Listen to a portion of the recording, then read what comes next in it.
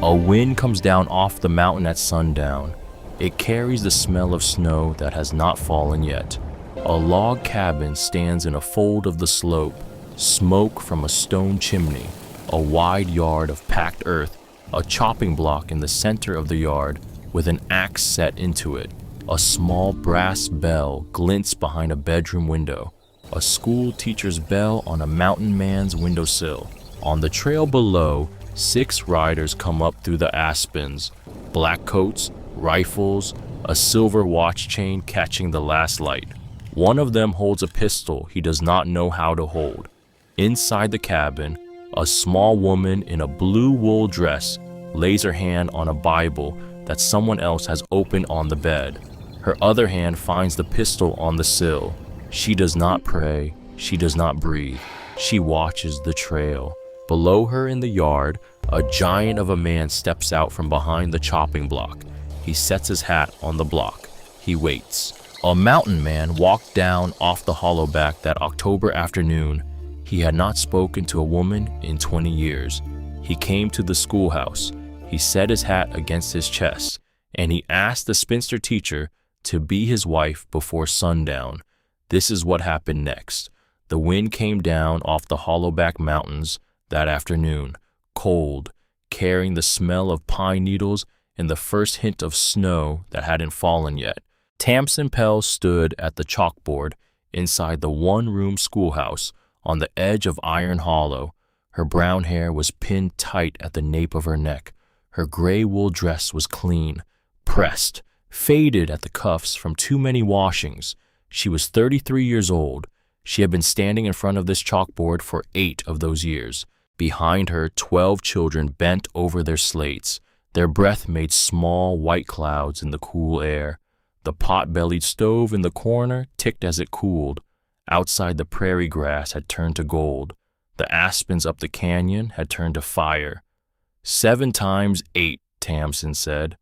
Jory Storm, 8 years old, freckled his red hair, sticking up in 3 directions, scrunched his face like he was trying to lift something heavy. 56, he said. Good boy. It's still hard, Miss Pell. It will always be a little hard until one day it isn't. He nodded, solemn, as if she had just told him something about the whole shape of a man's life. She turned back to the board, and as she turned, the brass bell on her desk caught a slant of October sunlight and threw it back across the room. That bell. She had rung it every morning for 8 years. She knew its weight in her palm. She knew the precise pitch of it, the way it carried across the open ground and called the children in from wherever they had wandered. 8 years. She had not meant to stay 8 years. Boston had been the plan. Boston had been her whole life. Her father a clerk in a counting house, her mother a piano teacher, her own little parlor someday, her own children at the keys, a husband whose name she would write in her prayer book before she fell asleep. His name was Bennett. No, not anymore. She would not say his name, not even inside her own head. She had buried that name 8 years ago in a leather valise she had carried west on the train. She had buried it in the soft Wyoming earth behind her first rented cottage. She had buried it under 8 winters of howling prairie wind. His family had decided she was not rich enough. That was the whole sentence. That was the whole story. A girl from a clerk's house, a boy from a banker's house. And the banker had said no. She had not cried in front of him. She had cried for 3 weeks afterward, alone, into a pillow, into the back of her own hand, into a Bible her mother had given her when she was 12. Then she had answered an advertisement. Schoolteacher wanted. Iron Hollow, Wyoming territory. She had told her parents on a Tuesday. She had left on a Friday. 8 years. A small life. A useful life. A life nobody envied. A life nobody quite pitied either. The other women called her Miss Pell.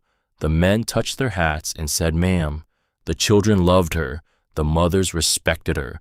The fathers paid her the small wages the school board could afford and never asked for any of it back. And every Sunday, she sat in the third pew at Reverend Esselton's church and listened to him preach about Sarah, about Hannah, about every woman in Scripture who had waited longer than anyone thought a woman could wait. Tamsin had stopped waiting. She had told herself so. She had told herself so many times. Miss Pell, Mom Gogu, Junia Mercer, 12 years old, the brightest mind in the schoolhouse, was raising her hand. Her dark braid lay over her shoulder.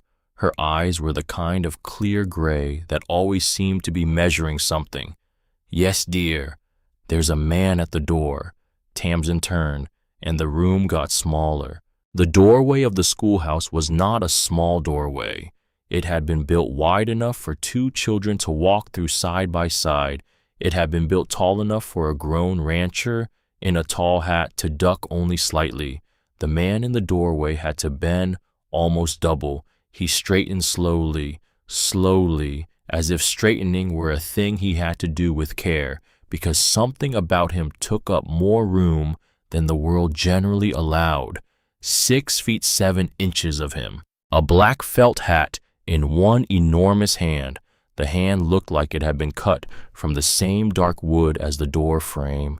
His shoulders filled the opening. His chest filled the rest. His beard was black with a few threads of early silver at the chin. His hair was longer than the men in town wore theirs, past his ears, pulled back with a strip of leather. His coat was wool, old, patched at one elbow with a square of darker cloth. His eyes.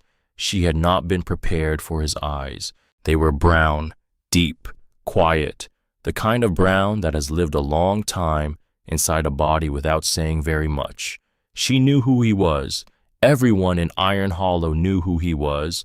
Mordecai Vance, the man who lived alone up on the hollowback, the man who came down to town 3 times a year for salt and coffee and nails, the man who sat in the very last pew of Reverend Esselton's church and slipped out before the final hymn so nobody had to find conversation for him, the man whose father had died on that mountain 20 years ago, the man nobody really knew. He was looking at her, only at her. The children had gone still, even Jory Storm, even Junia Mercer with her measuring eyes. Miss Pell, Mordecai Vance said. His voice was low, rumbling, like distant thunder that had been waiting a long while to roll closer.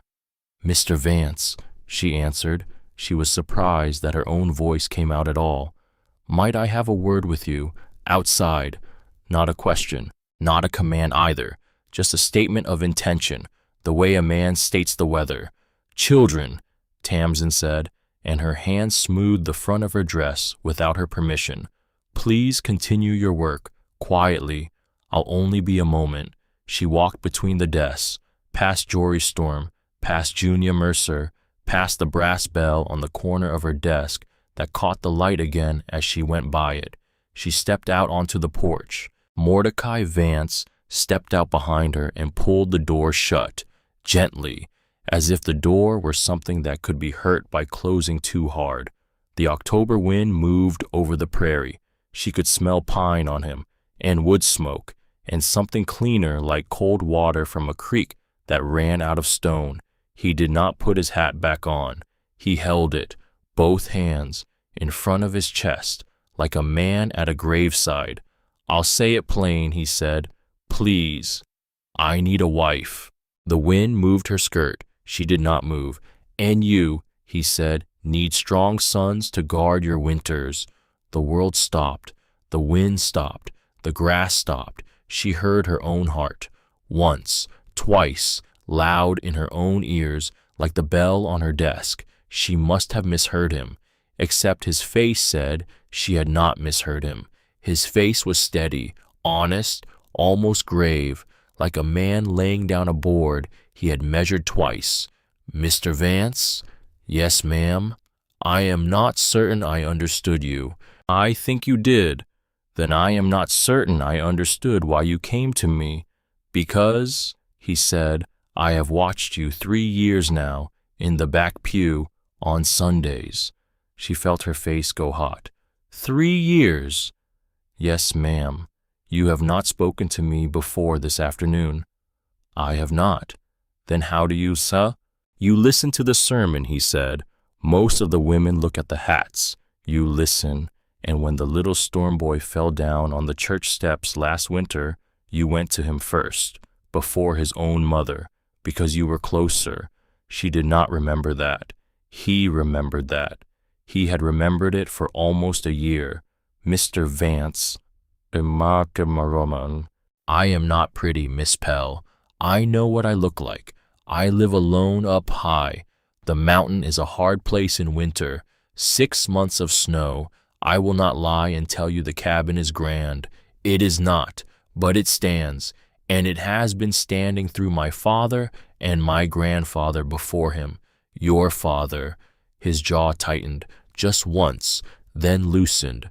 My father died on that mountain, he said, 20 years ago this month. I was 16 years old. I have lived alone since. 20 years. Yes, ma'am. She did the arithmetic without meaning to. She was a teacher. She did arithmetic the way some women breathed. 16 and 20 made 36. He was 3 years older than she was. A grown man, past the age of foolishness, past the age of pretty speeches. I will not pretend to love you, he said. Oh, I do not know that word. Not the way the books mean it, but I know respect, and I know how to keep a roof from leaking, and I know how to lay in enough wood that no woman of mine would ever shiver in her own house. He swallowed. She watched his throat move above the collar of his coat. And I think, he said more quietly, that you have been cold a long time, Miss Pell. She turned her face away, because if she had looked at him one more second, she would have started crying, and she had not cried in front of anyone in 8 years, not since the train. The prairie stretched out from the schoolhouse steps, gold and gold and gold, all the way to the edge of the sky, and above the prairie the dark blue weight of the hollow-back mountains. Her whole world for 8 years. She had taught the children to point at those mountains. She had taught them that mountains were made of the same stone the earth was made of. That stone could outlast almost anything. I would need to think, she said. Yes, ma'am. How long would you give me? As long as you needed. How long do I actually have? He almost smiled, a small thing, mostly behind the beard. Until the first hard snow, he said. After that, the trail up to my cabin closes, and I will not bring a wife up that trail in a storm. She looked back at him. She nodded, once. Then I will tell you in 3 days, Mr. Vance. Mordecai. Pardon. My name. If you say yes, I would rather hear it from you than Mr. 3 days, Mr. Vance. He put his hat back on. He touched the brim. Then he turned and walked out to where his horse was tied at the fence. A big bay gelding with a chest like a barrel. He swung up into the saddle in one motion that should not have been possible for a man that size, and he rode away, north, toward the mountain.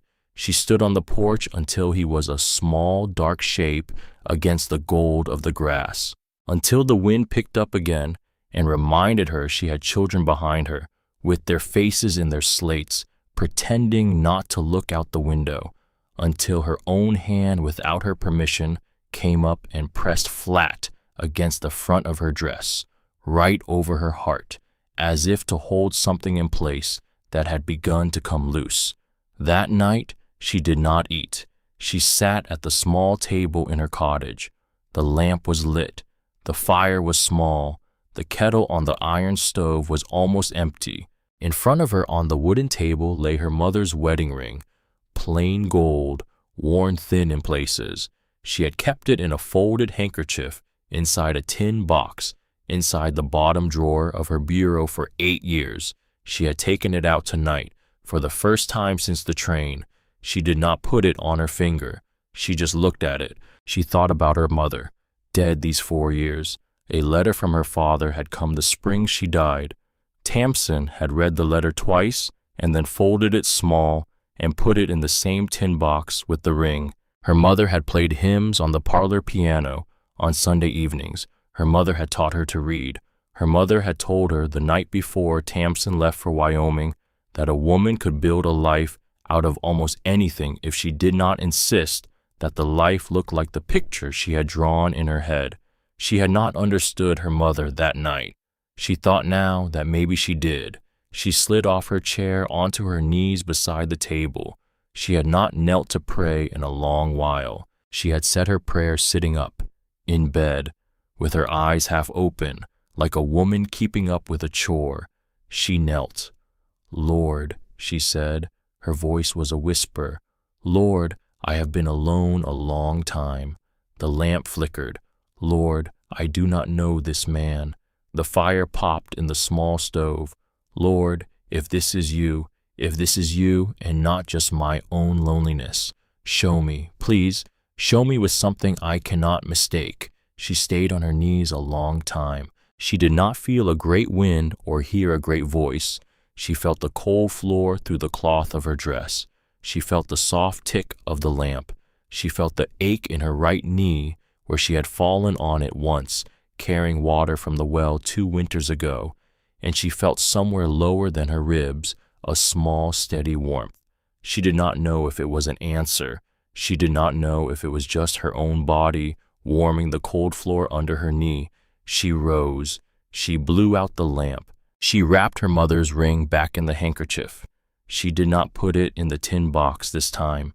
She put it in the pocket of her apron, where her hand could find it. She slept badly. She dreamed of a door too big for any house she had ever been in.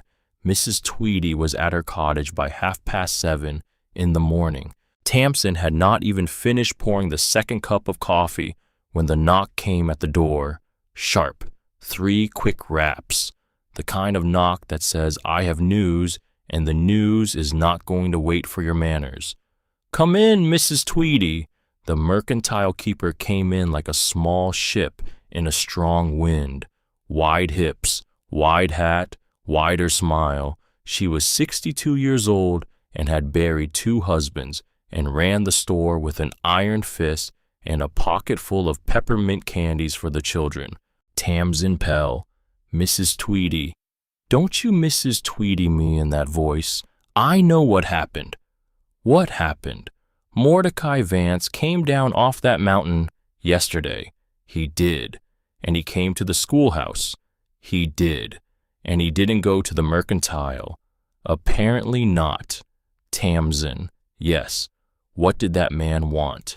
Tamsin set the coffee pot down, slowly, because if she set it down quickly, she might have laughed, or cried, or both at once. "He wants to marry me," she said. Mrs. Tweedy sat down, hard, on the kitchen chair. The chair groaned. "Sweet, merciful heaven." Mrs. Tweedy. "Sweet, merciful heaven above and below." Mrs. Tweedy, please. "That man has not spoken 3 sentences to a woman in this town in 20 years. He spoke to me yesterday. He spoke to you about marriage." "He did." "Yesterday." "Yes." "Tamsin." "Yes." "What did you say?" "I told him I would think for 3 days." Mrs. Tweedy stared for a long moment, her wide, good face working through about 4 expressions in 4 seconds. Then she said, "Good girl." "Pardon." "I said, 'Good girl.' You did not say yes, and you did not say no. You said you would think, which means you have not lost your head, which means you are still my Tamsin." "I am still your Tamsin." "Tamsin." "Yes." "Are you going to say yes?" Tamsin poured the second cup of coffee. She slid it across the table to Mrs. Tweedy. Then she sat down in her own chair across from the older woman. She put her hands flat on the table. "I do not know." "All right. I am 33 years old. You are. I am not going to have many more men come down off mountains and ask for me. You are not. And he," she stopped. "He what child?" "He said he had been watching me, at church, for 3 years. Mrs. Tweedy's eyebrows climbed up. 3 years. 3 years. Well, well what? Well, child, that is not a man who decided to come to your schoolhouse on a whim. No, that is a man who has been thinking about you longer than any man in this town has ever thought about anything that wasn't a horse or a poker hand. Mrs. Tweedy. It's true, Tamsin looked down at her hands. The handkerchief with her mother's ring was still in her apron pocket. She could feel the small weight of it against her hip. Mrs. Tweedy, she said. Yes, child.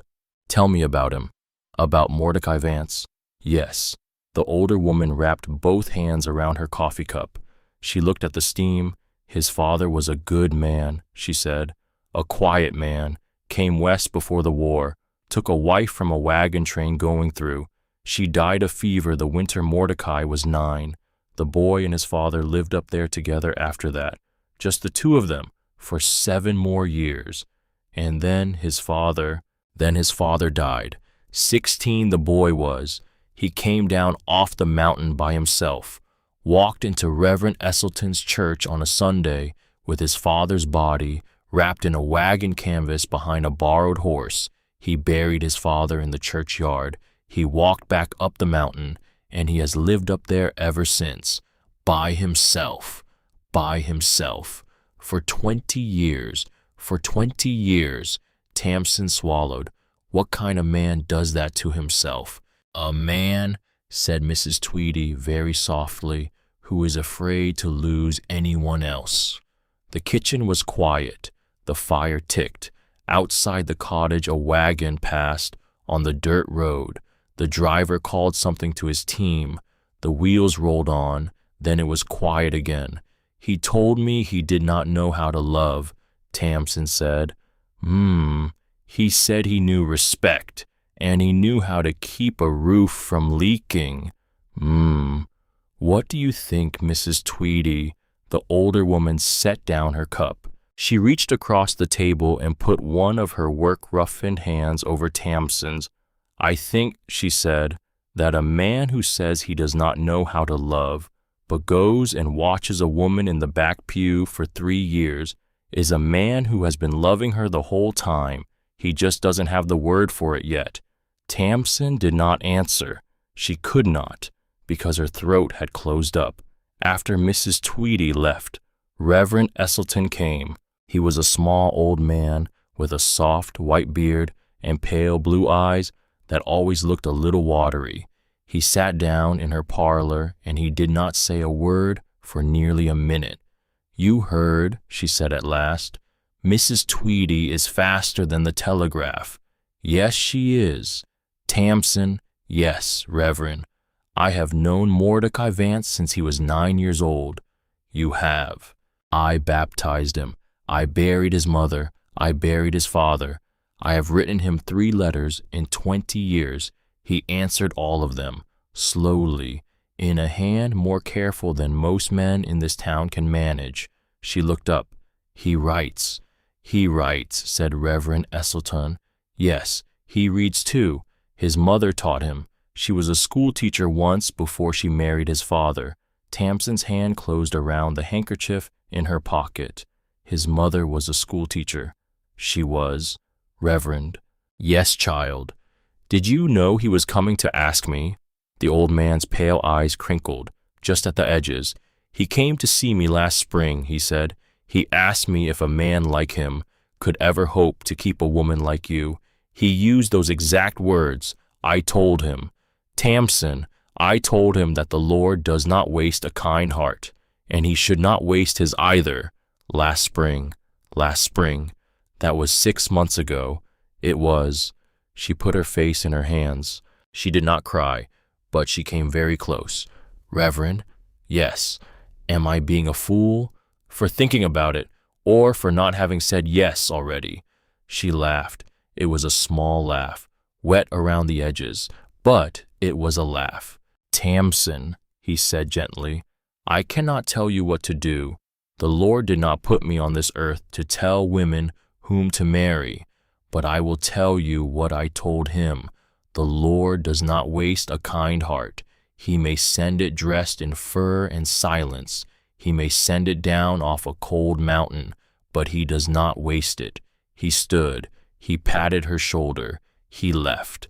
That afternoon, Jory Storm stayed after school to help her sweep. He was the youngest student, the freckled boy with the red hair. He held the broom like it was almost as tall as he was. He swept seriously, like sweeping was a vocation. "Miss Pell." "Yes, Jory."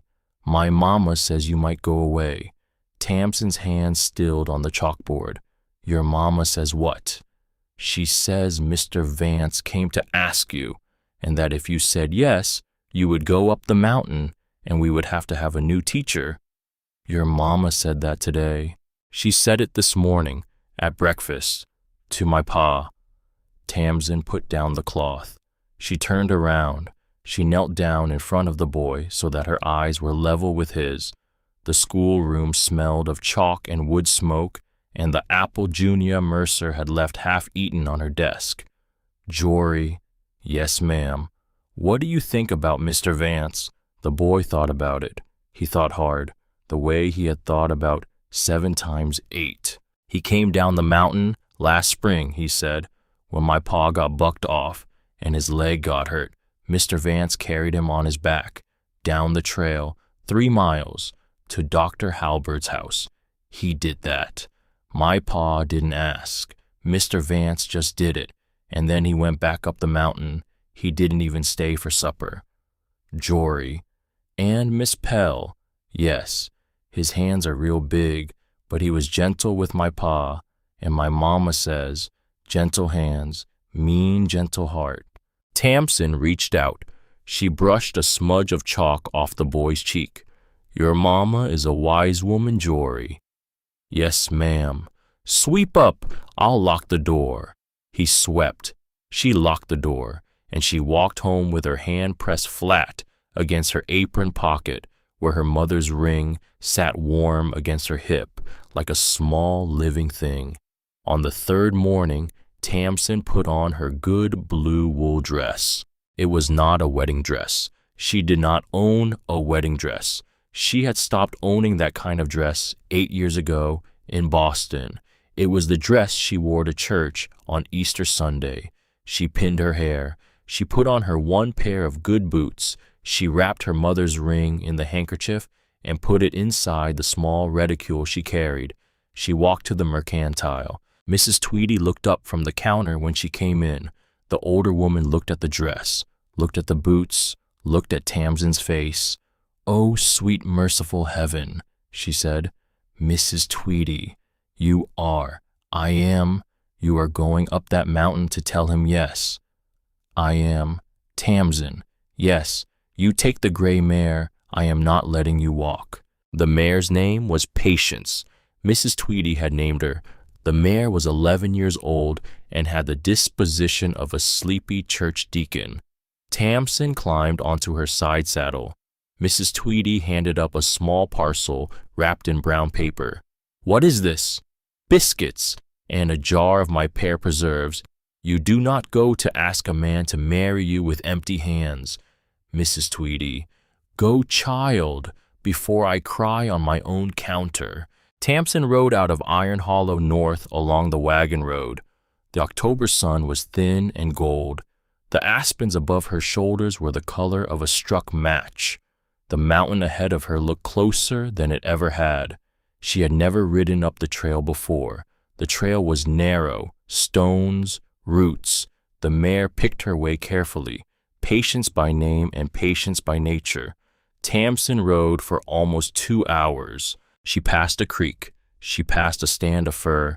She passed a place where the trail bent sharply, and the whole valley of Iron Hollow opened below her, small and golden and looking like a postcard somebody had painted of a town she only half remembered.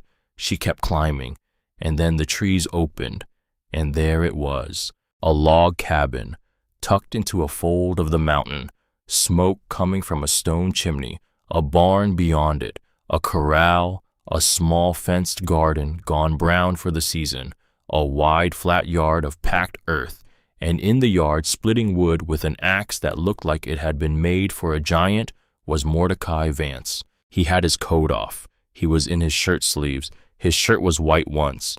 Now it was the color of weak coffee. His suspenders crossed his back. His arms moved up and down with the long, clean rhythm of a man who has been splitting wood since he was a boy. He did not see her at first. She reined the mare in at the edge of the trees.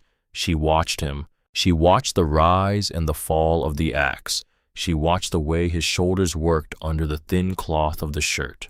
She watched the spray of wood chips and the white puff of his breath in the cold air. She thought, I am 33 years old.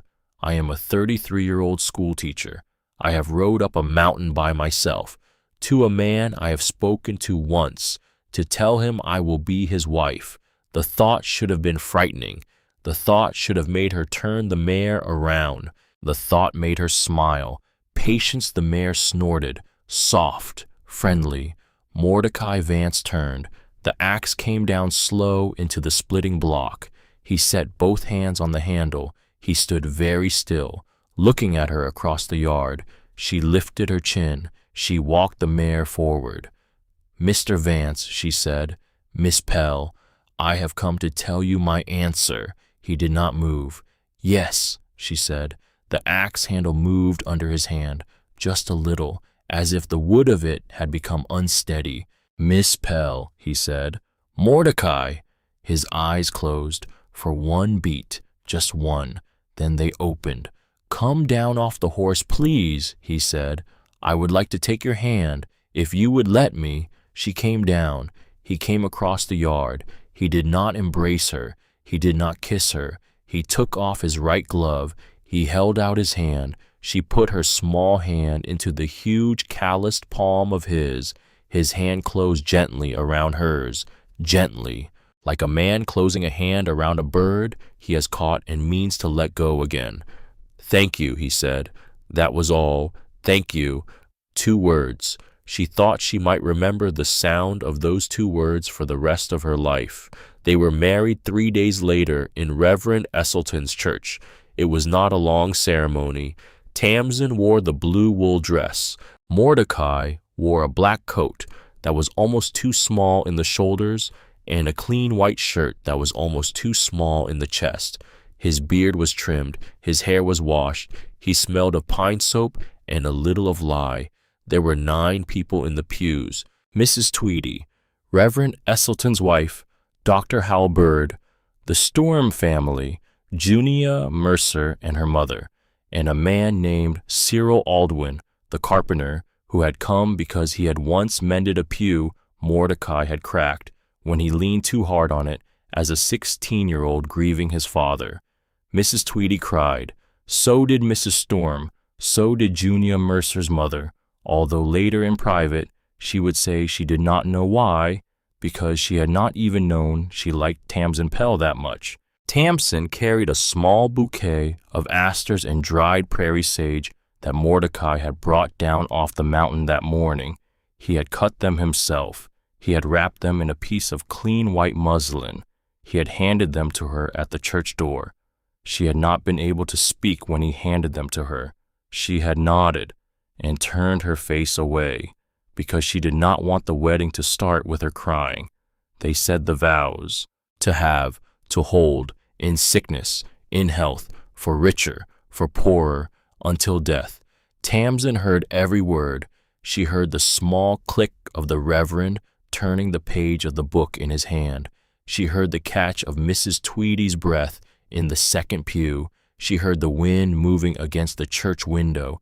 She heard her own voice saying, I do. She heard Mordecai's voice saying, I do. His voice was steady. Hers was steadier than she expected. And then Reverend Esselton said, You may kiss the bride. She looked up. Up the long way up to Mordecai Vance's face. He did not kiss her on the mouth. He took her small hand in his enormous one. He raised it to his lips. He pressed a single careful, almost reverent kiss to her knuckles. Then he set her hand back down, as if her hand were made of something that could break. She did not cry, but it was a near thing. They rode up the mountain together that afternoon in his wagon. He had her small trunk tied in the back. her books, her 2 good dresses, her tin box with her mother's ring and her old letters, the brass bell from the schoolhouse which the school board had let her borrow for the winter, because Junia Mercer would ring it in the mornings now, and Junia Mercer had only ever rung it once before and would need the practice. She sat on the wagon seat beside him. His thigh was a hand's breadth from hers. She could feel the heat of him even through the wool of her dress. He did not speak for a long while. The wagon rocked. The horse, a big bay named Job, leaned into the harness. The trail climbed. Iron Hollow fell away behind them like a town in a dream. "Mrs. Vance," he said finally. She turned her head. It was the first time she had heard the name. "Yes, I owe you the truth about a thing." "All right. The cabin is rougher than I told you. I have not had a woman in it since my mother died. There is dust. There is mending to be done. All right. I will fix what you ask me to fix. I will move what you ask me to move. I do not want you to feel like a guest. I want you to feel like—" He stopped. His huge hands tightened on the reins. He cleared his throat. "Like the lady of the house," he said. She put her hand very lightly on top of his on the reins. He went very still. "Mordecai." "Yes, ma'am. I have lived 8 years in a 1-room cottage with a stove that leaked smoke every time the wind came from the north. I do not need grand. I need warm, and I think you can give me warm." He did not answer, but his hand turned under hers slowly, and his enormous fingers closed around hers on the leather of the reins, and he held her hand there the whole rest of the way up the mountain. The cabin sat in the fold of the mountain just as she remembered it. The smoke was coming from the chimney. He had laid a fire that morning before coming down. The October light was already softening toward evening. The aspens behind the cabin were the color of new copper. He helped her down from the wagon. His hands at her waist were impossibly gentle. He set her down. He let her go. He stepped back. He held the door open for her. She walked in. She stopped 1 step inside. She stopped because the cabin was not what she had expected. The cabin was clean. He had swept it. He had washed the small windows. There were 2 chairs by the stone fireplace, both with cushions on them, the cushions stitched in plain blue cloth. There was a wooden table set for 2, a pewter pitcher on the table with a few late asters in it, the same asters as in her bouquet. He had cut extra. There was a kitchen with a black iron stove and a row of copper pots hanging from pegs on the wall. There was a doorway through to a bedroom. She could see a quilt on a bed.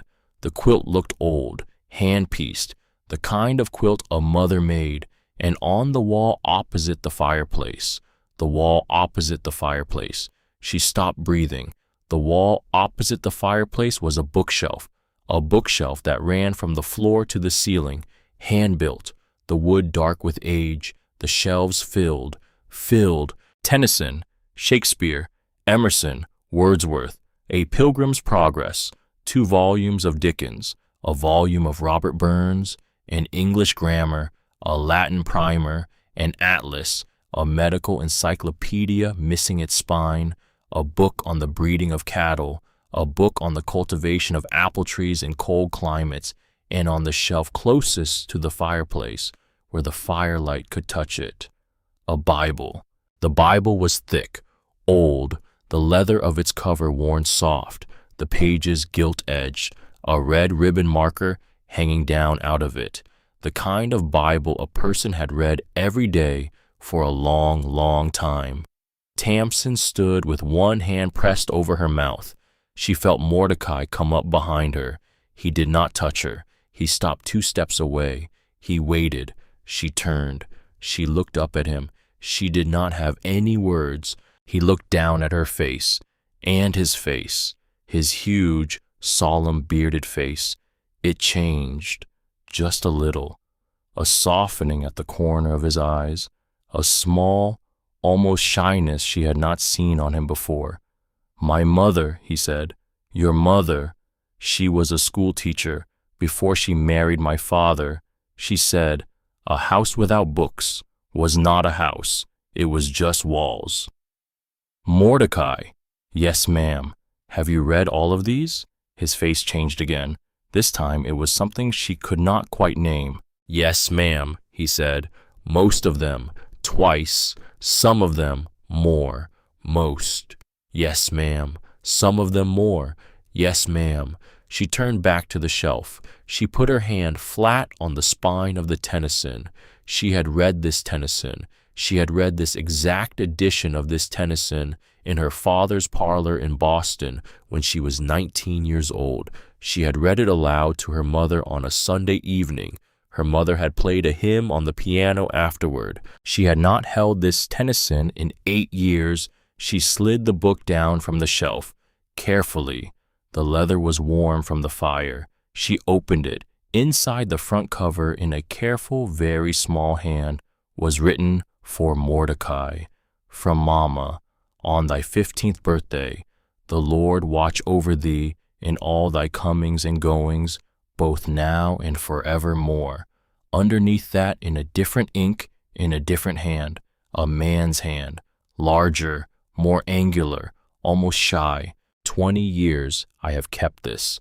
I read a poem most nights. I do not understand all of them. I keep trying. Tamsin closed the book.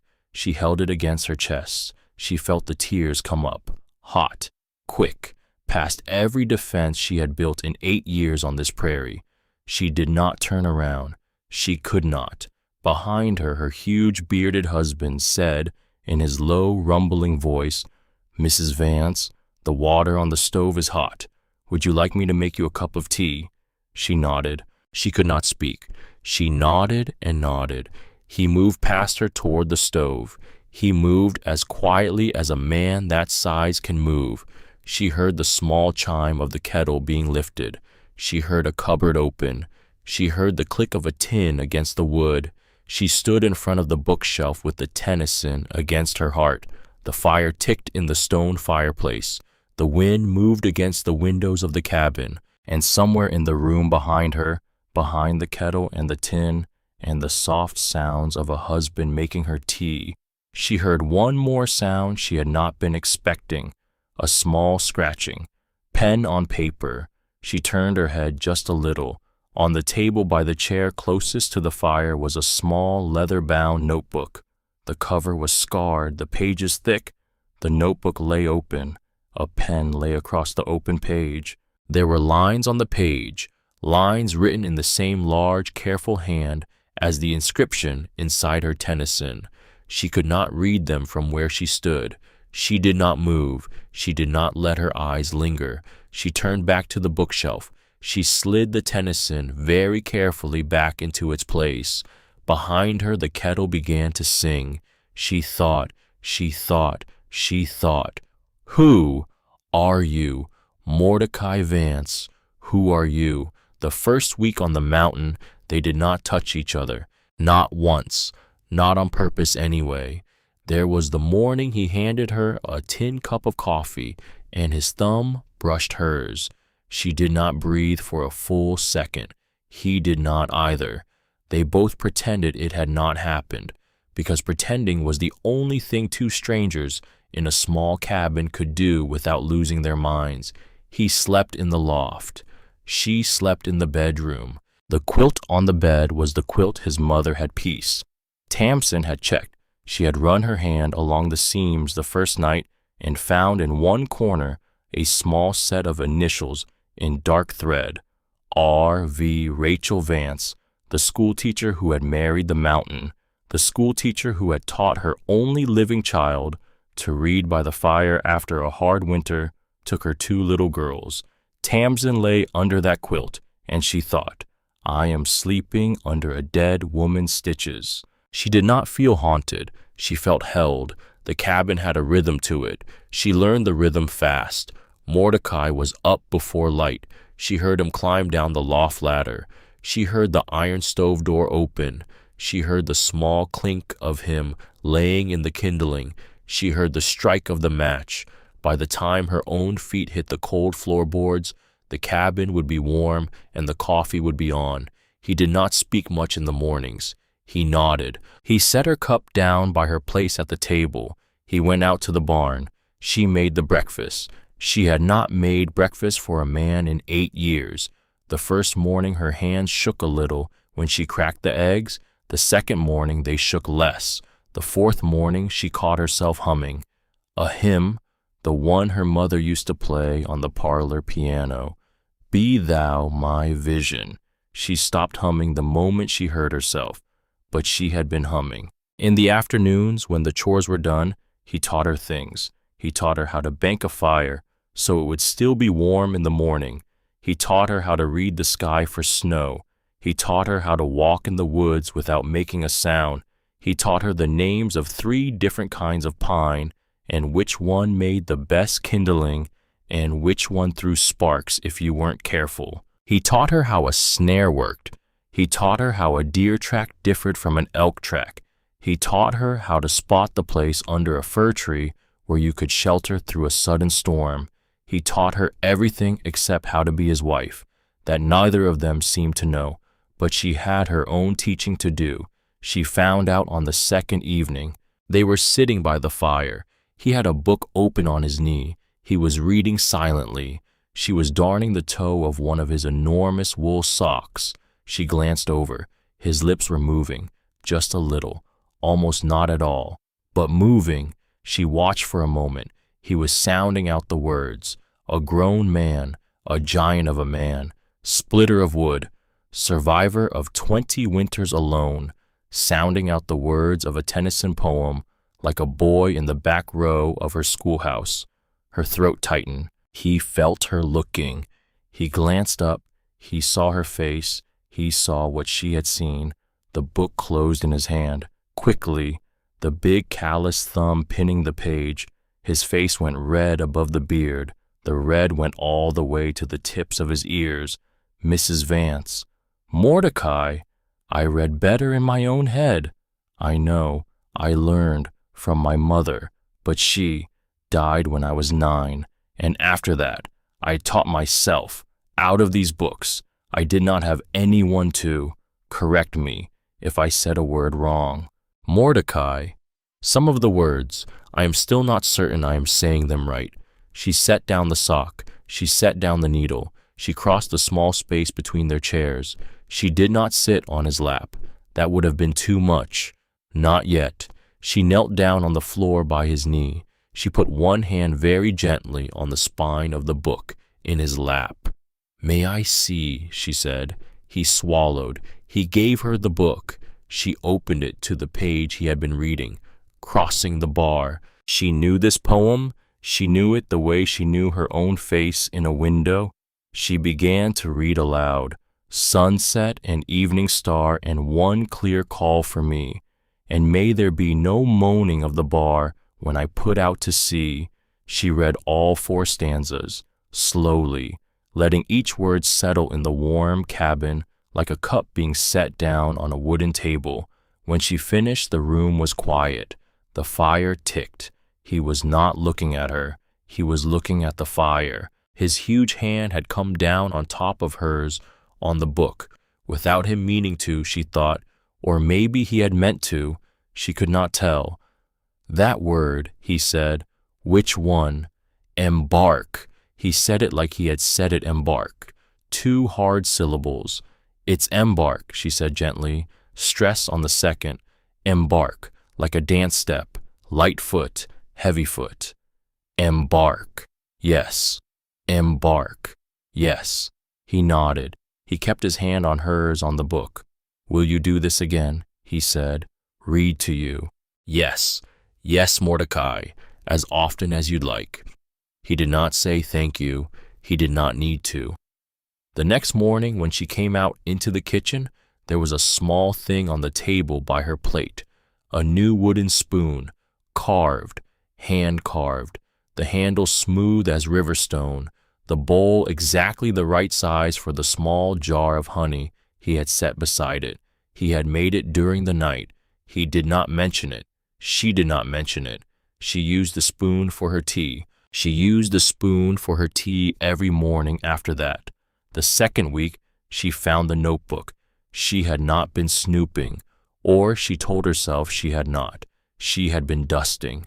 The notebook had slid off the table and fallen behind the chair. She had bent to pick it up. The cover had fallen open. She froze. She told herself, close it. Close it right now. She did not close it. She read. The first page was dated 4 years ago. The first poem was about a winter storm. Plain words. Honest. A man writing about how the cold sounded against the cabin walls at night and how he had begun sometime in the previous month to talk to himself, just to hear a human voice in the room. She turned the page. The next poem was about the church in town, about a back pew, about the way the wood of the pew had been worn smooth in 2 places by other shoulders before his, and how that comforted him, the thought that other lonely men had sat in the same place. She turned the page. The third poem. The third poem was about her. She knew because the third poem had her in it. Not Tamsin. He did not call her Tamsin in the poem. He called her the school teacher, the woman who sang on the second hymn, but not the first, the woman whose hair came out of its pins by the time the sermon was finished, the woman who had once on a winter morning taken off her own mittens in the churchyard and put them on the hands of the smallest storm boy and walked home with her own fingers turning red in the cold. He had been at the church the morning she did that. She had not seen him. He had seen her. She closed the notebook. She set it back on the table. She walked very carefully to the door of the cabin. She opened it.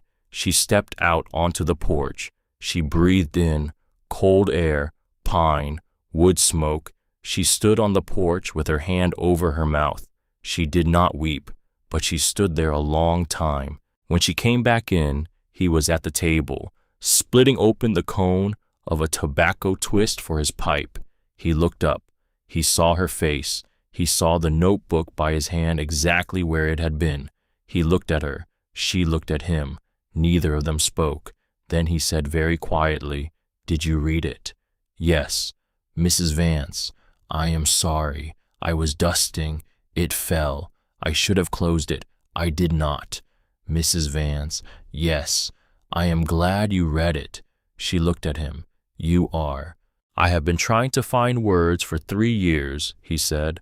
"I did not have the courage to say any of them out loud. The page held them for me until you got here."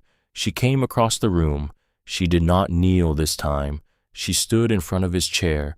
She put both her hands palms flat against his enormous chest, right over where his heart was beating.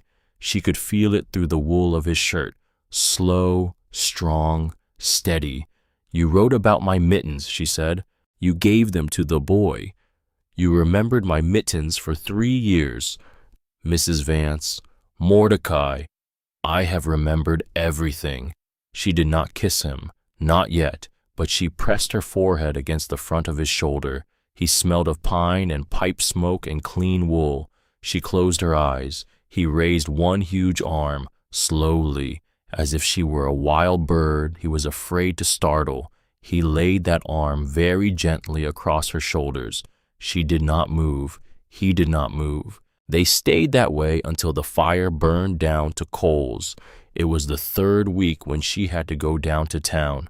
The school board had asked her to come and speak with them about the spring term, about whether she would be coming back, about whether the children could rely on her or whether they would need to send for a teacher from Cheyenne. Mordecai hitched the wagon. The morning was bright and bitter cold. He wrapped a wool blanket around her on the wagon seat. He tucked it under her chin. He did this without smiling and without speaking, and the careful seriousness of it made her want to laugh and cry at the same time. He rode her down the trail. He left her at the church. "I will be at the Mercantile," he said. "When you are finished, I will be there."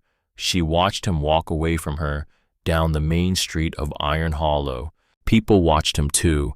People stepped slightly aside. She had not noticed before how the town treated him, how they did not exactly fear him, but they did not exactly know him either.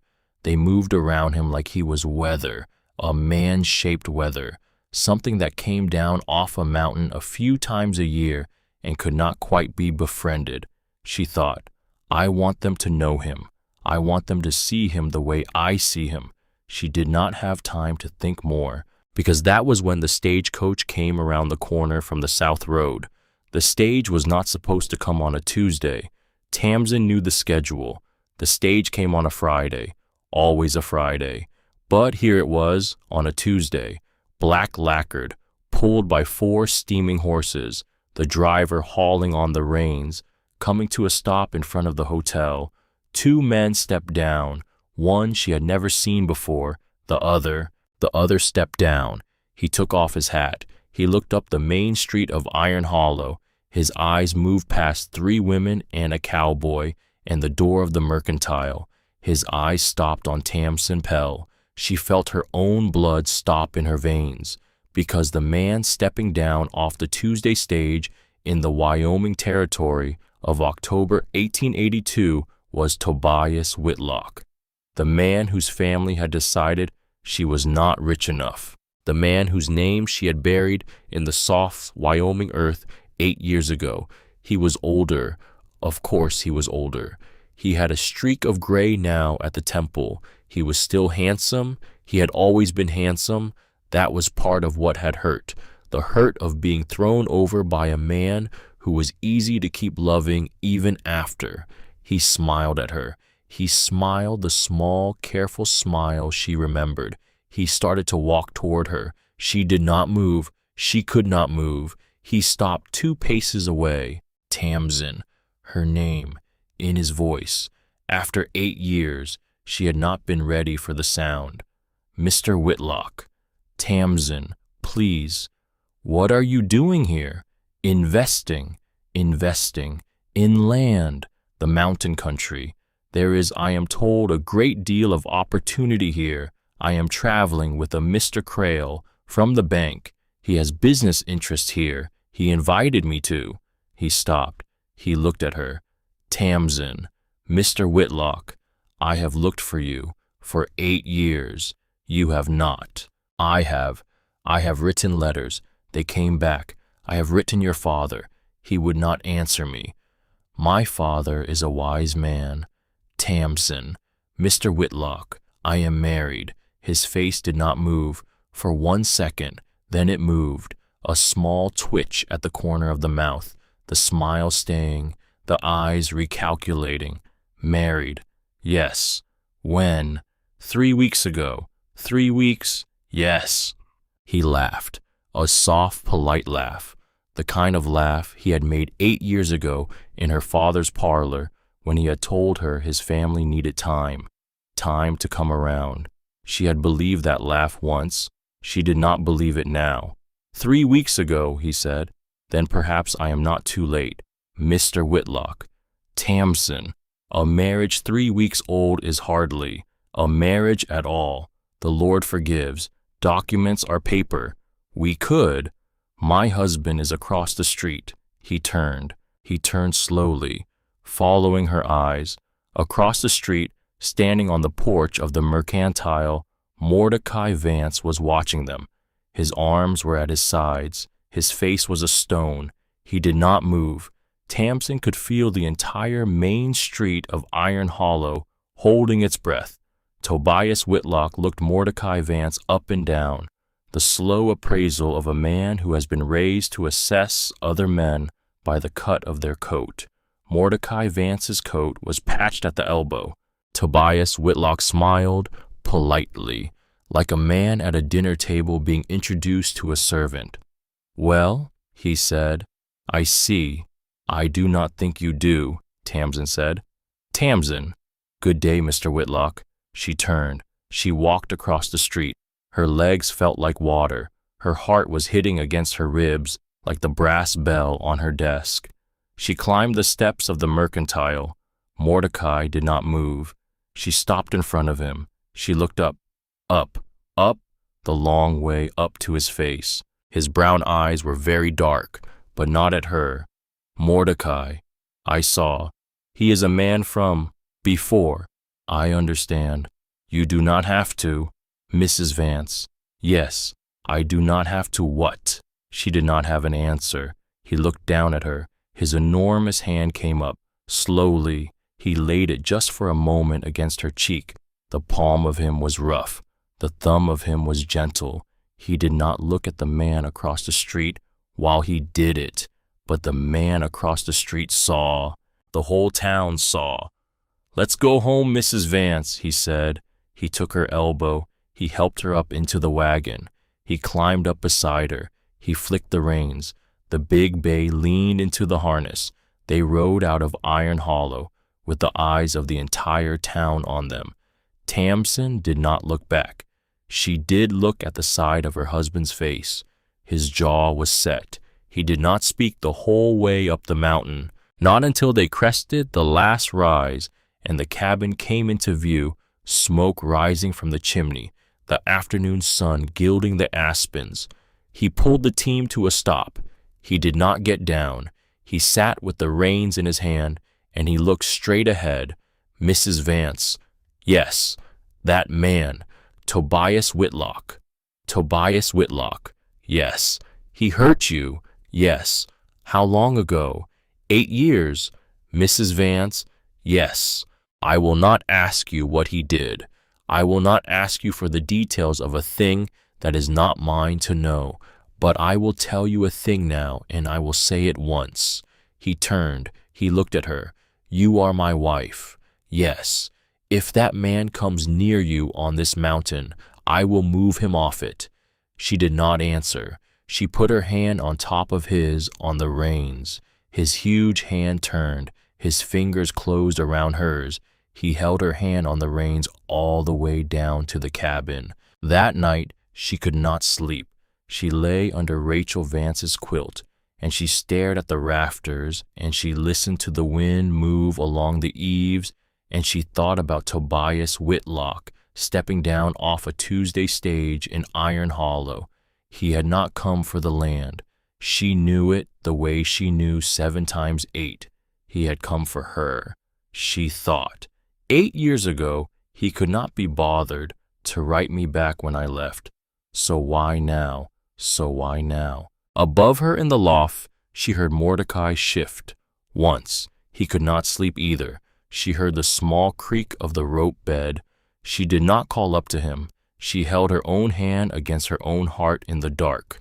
The man named Crail came up the mountain 4 days later. Tamsin was at the kitchen window kneading dough. She saw him through the glass. A heavy man, black coat, black hat, a silver watch chain across his vest. He was riding a horse that was too small for him. The horse looked tired. The man looked irritated. Behind him rode 2 younger men with rifles across their saddles. Tamsin wiped the flour from her hands. She did not call to Mordecai. He was in the woodshed.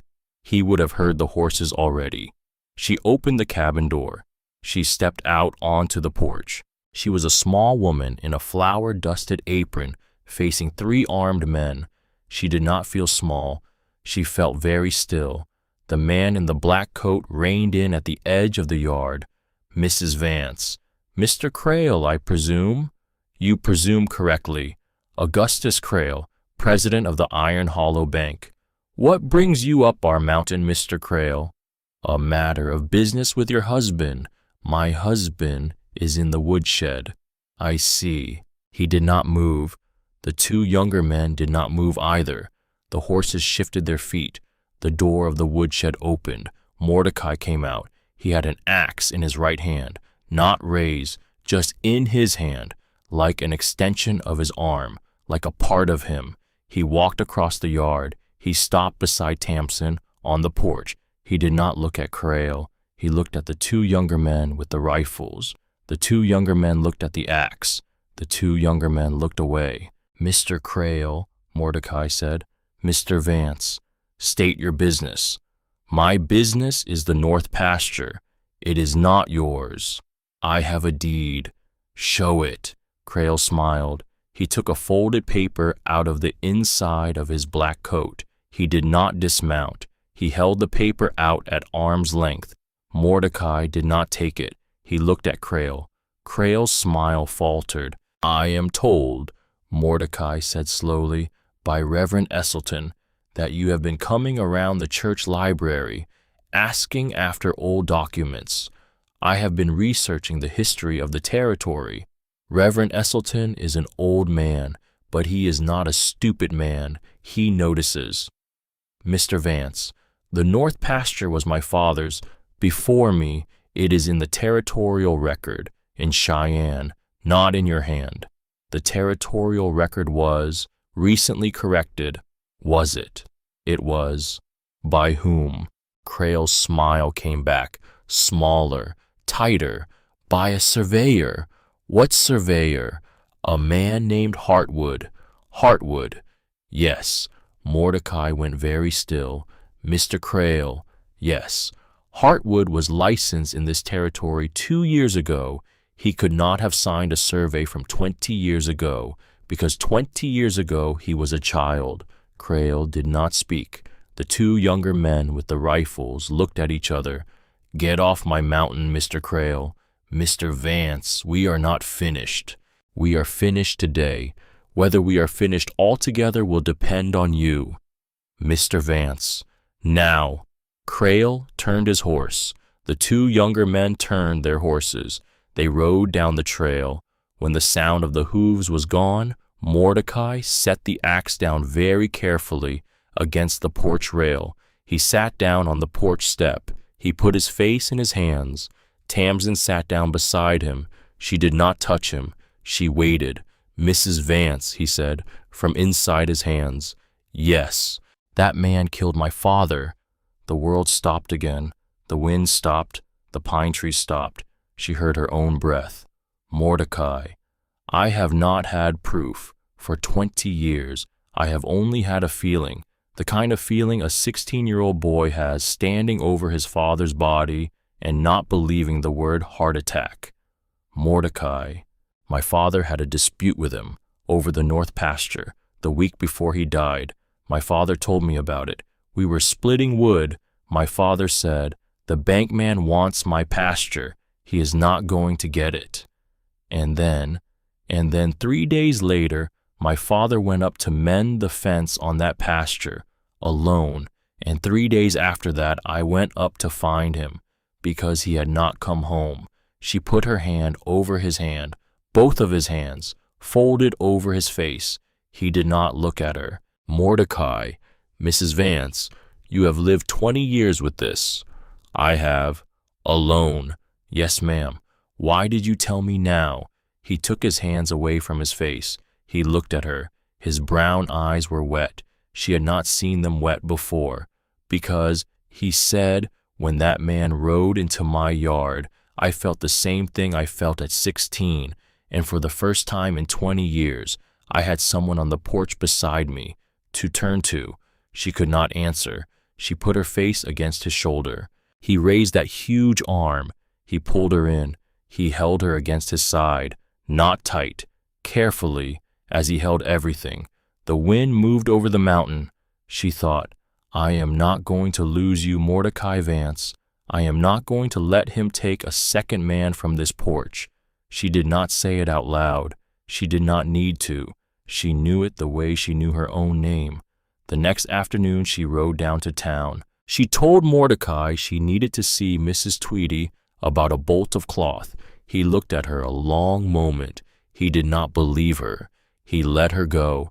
He let her go because he had decided somewhere in the night above her that she was a grown woman and his wife and not a child. But he watched her ride down the trail with his hands on the porch rail and his jaw set tight as a drawn rope. She did not go to the mercantile. She went to the church. Reverend Esselton was in the library. The library was a single room behind the sanctuary. 2 walls of shelves, a small table, a reading lamp, the smell of leather and old paper. "Tamsin, Reverend, you are not at the mercantile. How did you? Mrs. Tweedy and I have known each other 40 years. She sees you ride past. She knows you came to see me. She has already sent over a pot of tea. The boy will bring it in a moment." She laughed. "Small, tired, real, reverend." "Yes, child. I need to look at the church records." His pale eyes sharpened. "What records?" "Anything signed by a man named Hartwood. Anything from the bank, Augustus Crail, the last 5 years." "Tamsin." "Reverend, please." He looked at her a long moment. Then he stood. He walked to the second shelf. He took down a heavy ledger. He set it on the table in front of her. He took down a second ledger. He set it beside the first. "Begin here," he said. She began. She read for 2 hours. She found nothing in the first ledger. She found nothing in the first 100 pages of the second. Then she found something. It was not a document. It was a slip of paper. It had been tucked between 2 pages, like a bookmark, like someone had been working on a thing and had set it aside in a hurry.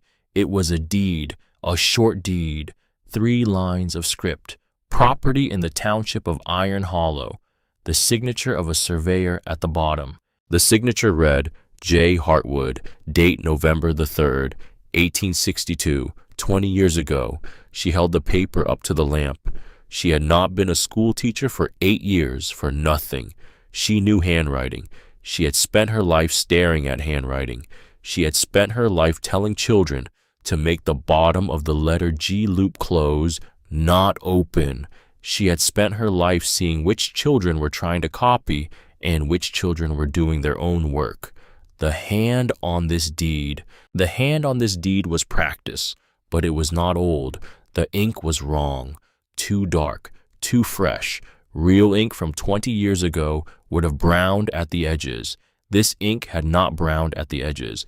And the loops on the letters were modern. The slant was modern. The way the writer had crossed his T's was the way the men at the bank crossed their T's today, not the way men crossed them 20 years before the war. It was a forgery, a practice forgery. She held the slip up to the lamp longer.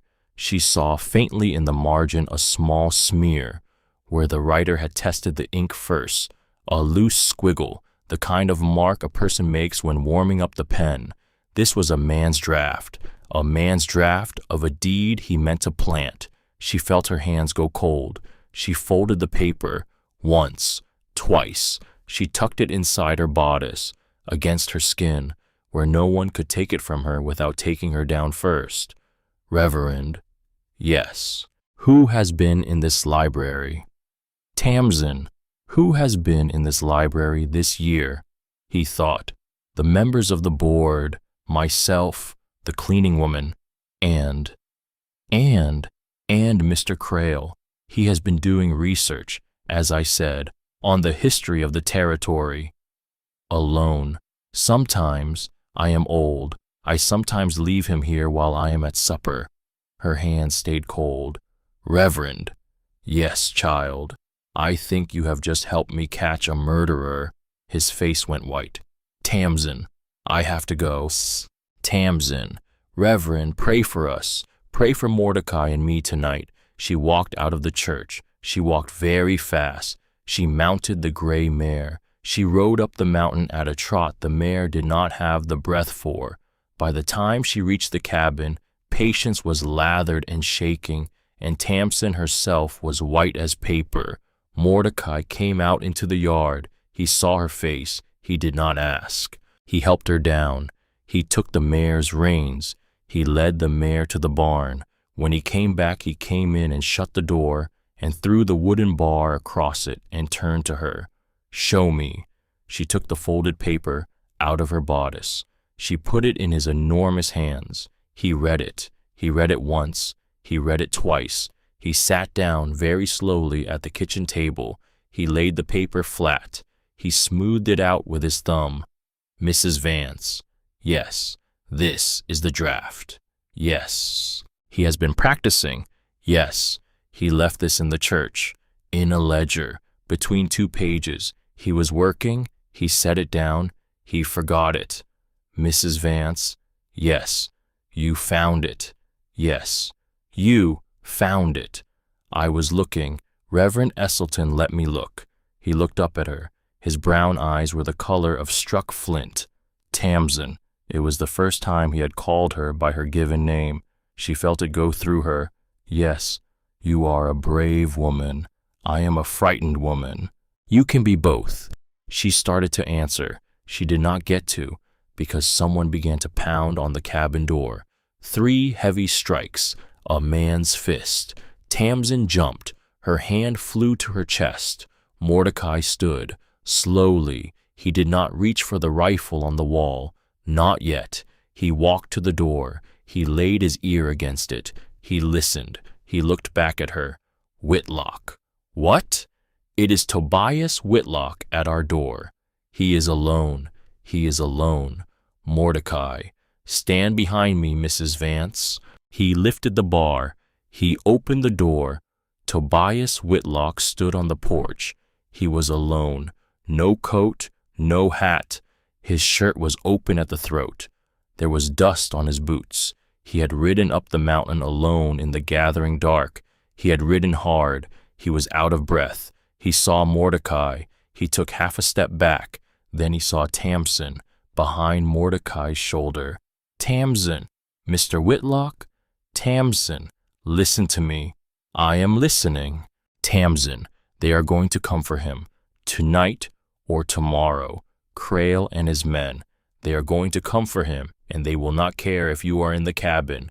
Do you understand? They will not care. Mordecai went very still. You came to warn us, he said. I came to warn her. Why? Tobias Whitlock did not answer. He looked at Tamsin. The smile was gone. Whatever had been smooth and practiced about him in town was gone. There was a face under the smile she had not seen since the night in her father's parlor when he had told her the engagement was over. It was a face she did not like. It was not love. It was not regret. It was want. Tamsin, he said, come with me. Now, come down off this mountain with me. Tonight. I have a coach. I have papers. I have means. Come. Mr. Whitlock. He cannot keep you safe. You see that. Mr. Whitlock. Tamsin. How did you know, she said slowly, that they were coming tonight? His mouth open, his mouth closed. She saw it. She saw it the way she saw a child cheating on a slate. You knew, she said, because you are with them. Tamsin, you are with Crail. No, you came to Iron Hollow on his stagecoach. You said it yourself. You came as his guest. Tamsin, you came for me. Tamsin, listen. You knew I was here. You knew before you got on the train. You and Crail. You have been... She stopped. The whole thing arranged itself in her head like a row of children lining up for arithmetic. You told him about me.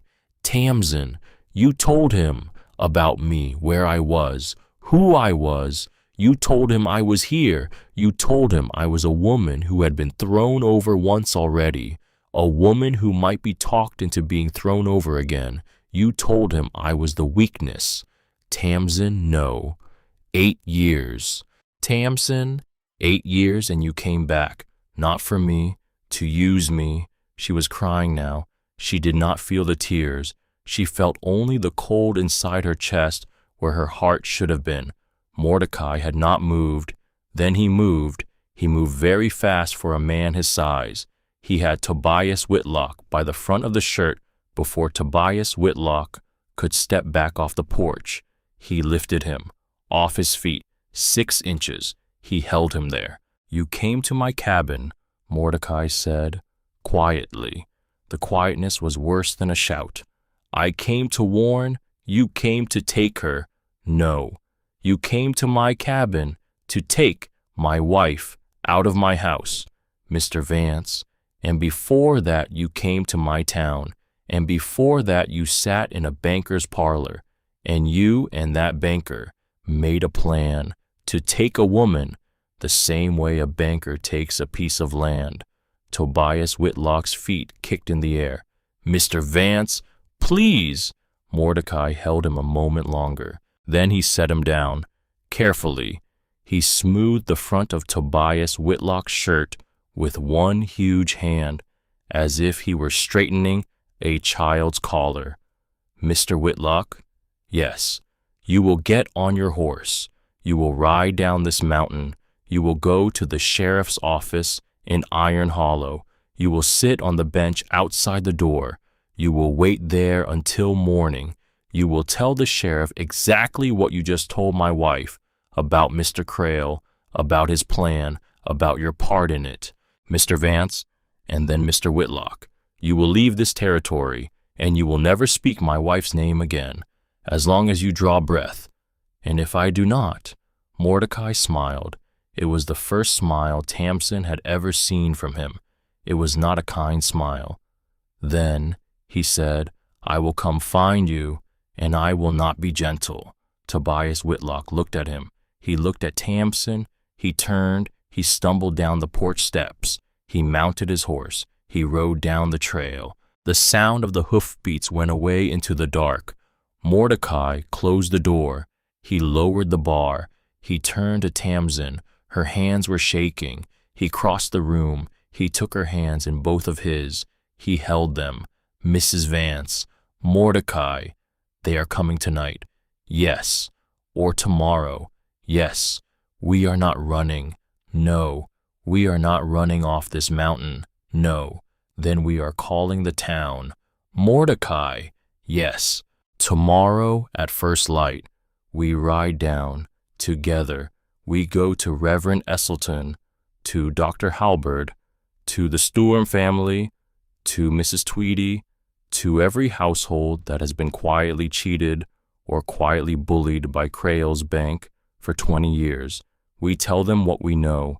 We show them what we have. He looked down at her. You would have them stand with us. I would. They might not. They might. Mrs. Vance, Mordecai, you are not the schoolteacher I watched in the back pew. I am still her. You are her, and you are more. He let go of one of her hands. He picked the rifle off the wall. He laid it on the table. He laid the small pistol he kept in the kitchen drawer beside it. He looked at her. She nodded. She crossed to the table. She put her small hand on the small pistol. She did not lift it. Yet. She knelt down beside the table. She bowed her head. Lord, she said out loud, in the room with her husband standing behind her, Lord, we are not running. Walk with us tomorrow. Walk with this town. Walk with this man. And if it is your will, let no one die on this mountain. But if blood must be spilled, let it be on the side that has been spilling it for 20 years already. In Jesus' name, amen. She opened her eyes. She rose. She turned. Mordecai Vance was kneeling. He had knelt down behind her while she prayed. His head was bowed. His huge hands were folded on his thigh. He had not prayed out loud with another person in 20 years. He prayed now, silent. His lips moved. She led him. She stood very still in the warm cabin, and she watched her husband pray. The fire ticked. The wind moved against the windows, and somewhere far down the mountain trail, in the dark, a single horseman was riding for the town of Iron Hollow. They did not sleep that night. Tamsin sat at the kitchen table by the lamp. The pistol lay in front of her. She did not touch it again. She had touched it once. That was enough. She knew where it was. She knew it would not move. Mordecai sat across from her. He had the rifle laid across his knees. He cleaned it. He had cleaned it once already. He cleaned it again. His hands moved slow and easy. The oilcloth in his fingers was almost soundless. He did not speak. Neither did she. Outside the cabin, the wind picked up. The pine trees moved. The first snow had not fallen yet, but it was somewhere in the air. You could smell it. A clean, cold smell that meant the mountain was getting ready. At 2 a.m, he set the rifle down. He stood. He walked around the table. He held out his hand to her. She looked up. Mordecai. Mrs. Vance, what are we doing? Sleeping. 2 hours. I can't. You can. With me. She did not understand. Then she did. He led her to the bedroom. He did not lift her. He did not undress her. He laid her down on top of Rachel Vance's quilt in her wool dress and her stockings and her good boots. Then he lay down beside her, on top of the quilt, in his shirt and his trousers and his own heavy boots.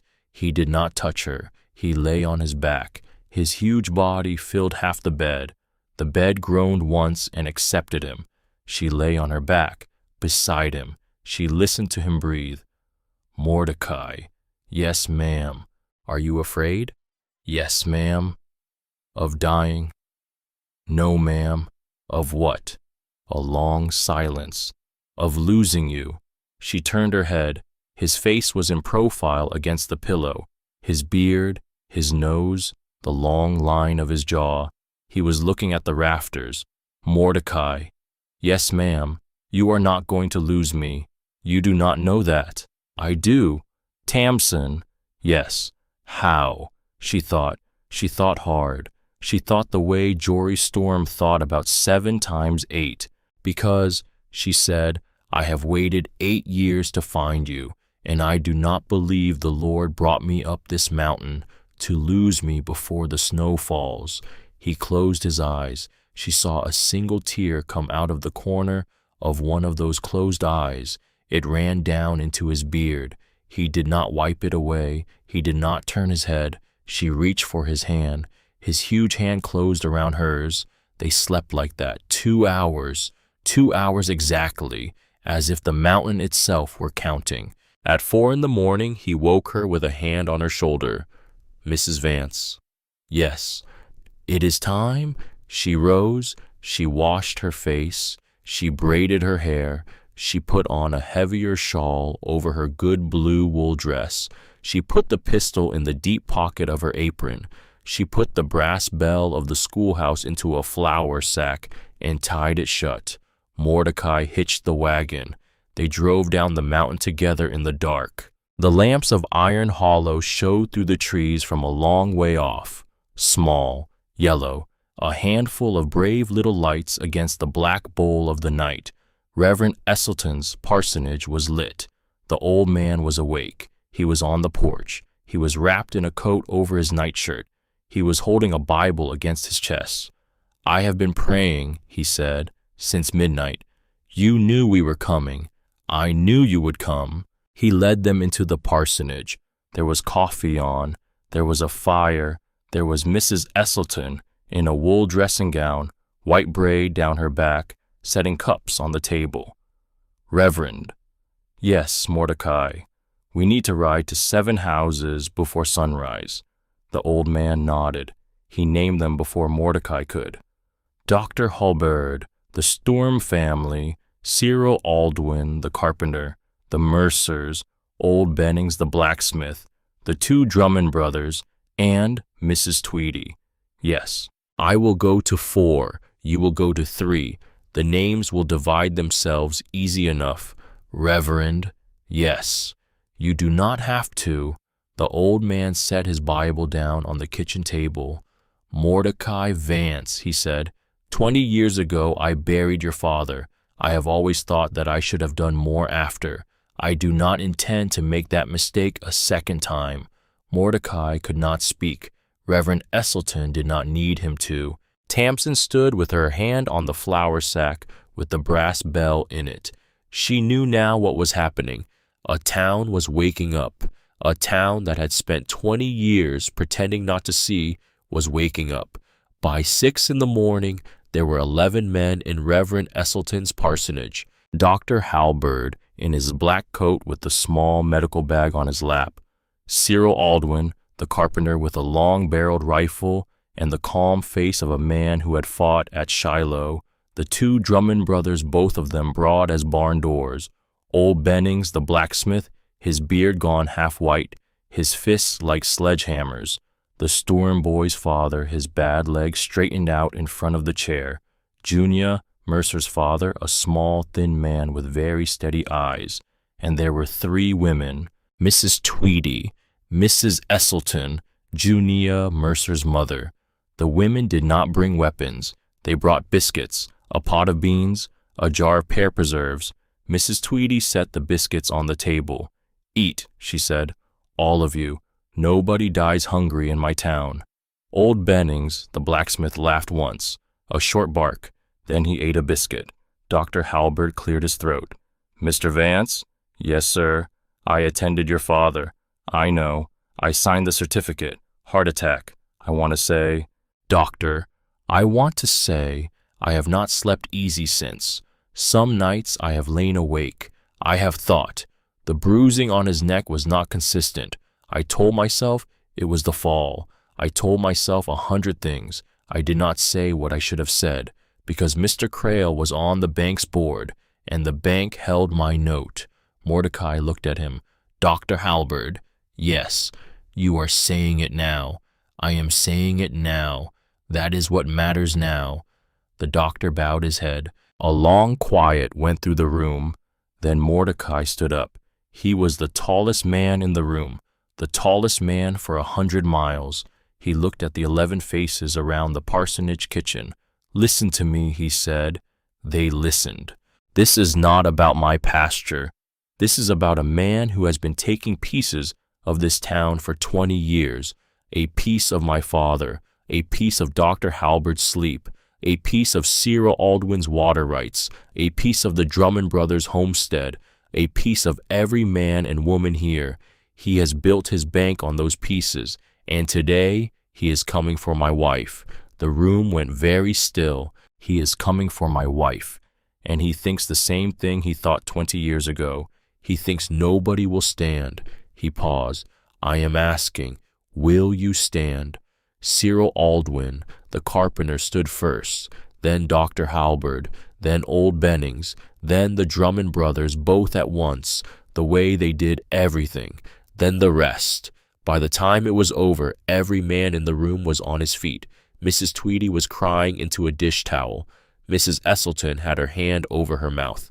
Junia, Mercer's mother, was looking at her husband with an expression Tamsin had never seen on a woman's face before. It was not fear, it was not pride, it was both at once. "We stand," said Reverend Esselton. "We stand," said Dr. Halberd. "We stand," said the Drummonds. Mordecai sat down. His hands shook. He did not let anyone see except Tamsin. Tamsin saw. The sheriff came up from the bench outside the jail at 6:30.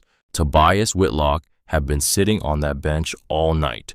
Or that was what he had told the sheriff. He had given a statement. He had named Augustus Crail. He had signed a paper. He had asked to step inside to warm himself, and the sheriff, a quiet man named Rowe, had let him. The sheriff would learn by mid-morning that he had let too much. Tobias Whitlock had slipped out the side door of the jail before sunrise. Tobias Whitlock had ridden out the south road at first light. Tobias Whitlock had gone not back to Boston, but to Augustus Crail's house at the edge of town. Tobias Whitlock had told the banker every word Mordecai had spoken on the porch the night before. Tobias Whitlock had signed one paper for the sheriff and another deal with the devil. He had thrown his last hand of cards on the wrong side of the table, but that came later. At 6:30 in the morning, Sheriff Rowe came into the parsonage holding his hat in his hand. He took it off. He looked at the room of 11 armed citizens. He said one word. "Where?" "My cabin," said Mordecai. "Sundown. If we go before, he will scatter. If we go too late, he will be at our door." "Then we go at sundown." "At my cabin." "At your cabin." "Sheriff?" "Yes, Mr. Vance. My wife will be inside." "Mr. Vance?" "She will be." The sheriff looked at Tamsin. He looked back at Mordecai. "Then we lay this trap careful," he said, "because no woman dies on my watch." Tamsin took the flour sack down from the table. She walked into the front parlor of the parsonage. She lifted the brass bell out of the flour sack. She set it down on the small parlor table where the lamp could shine on it. The 11 faces in the kitchen all turned to look at her. "This bell," she said, "has called the children of this town in for 8 years. She kept her voice steady. She was not crying. She was a teacher. a teacher could speak in front of a room. Today, she said, it is going to do one more thing. She did not say what. She did not need to. Cyril Aldwin nodded. Dr. Halberd nodded. Old Bennings nodded. She did one more thing before the sun rose. She walked to the Mercer house. Junia Mercer's mother went with her.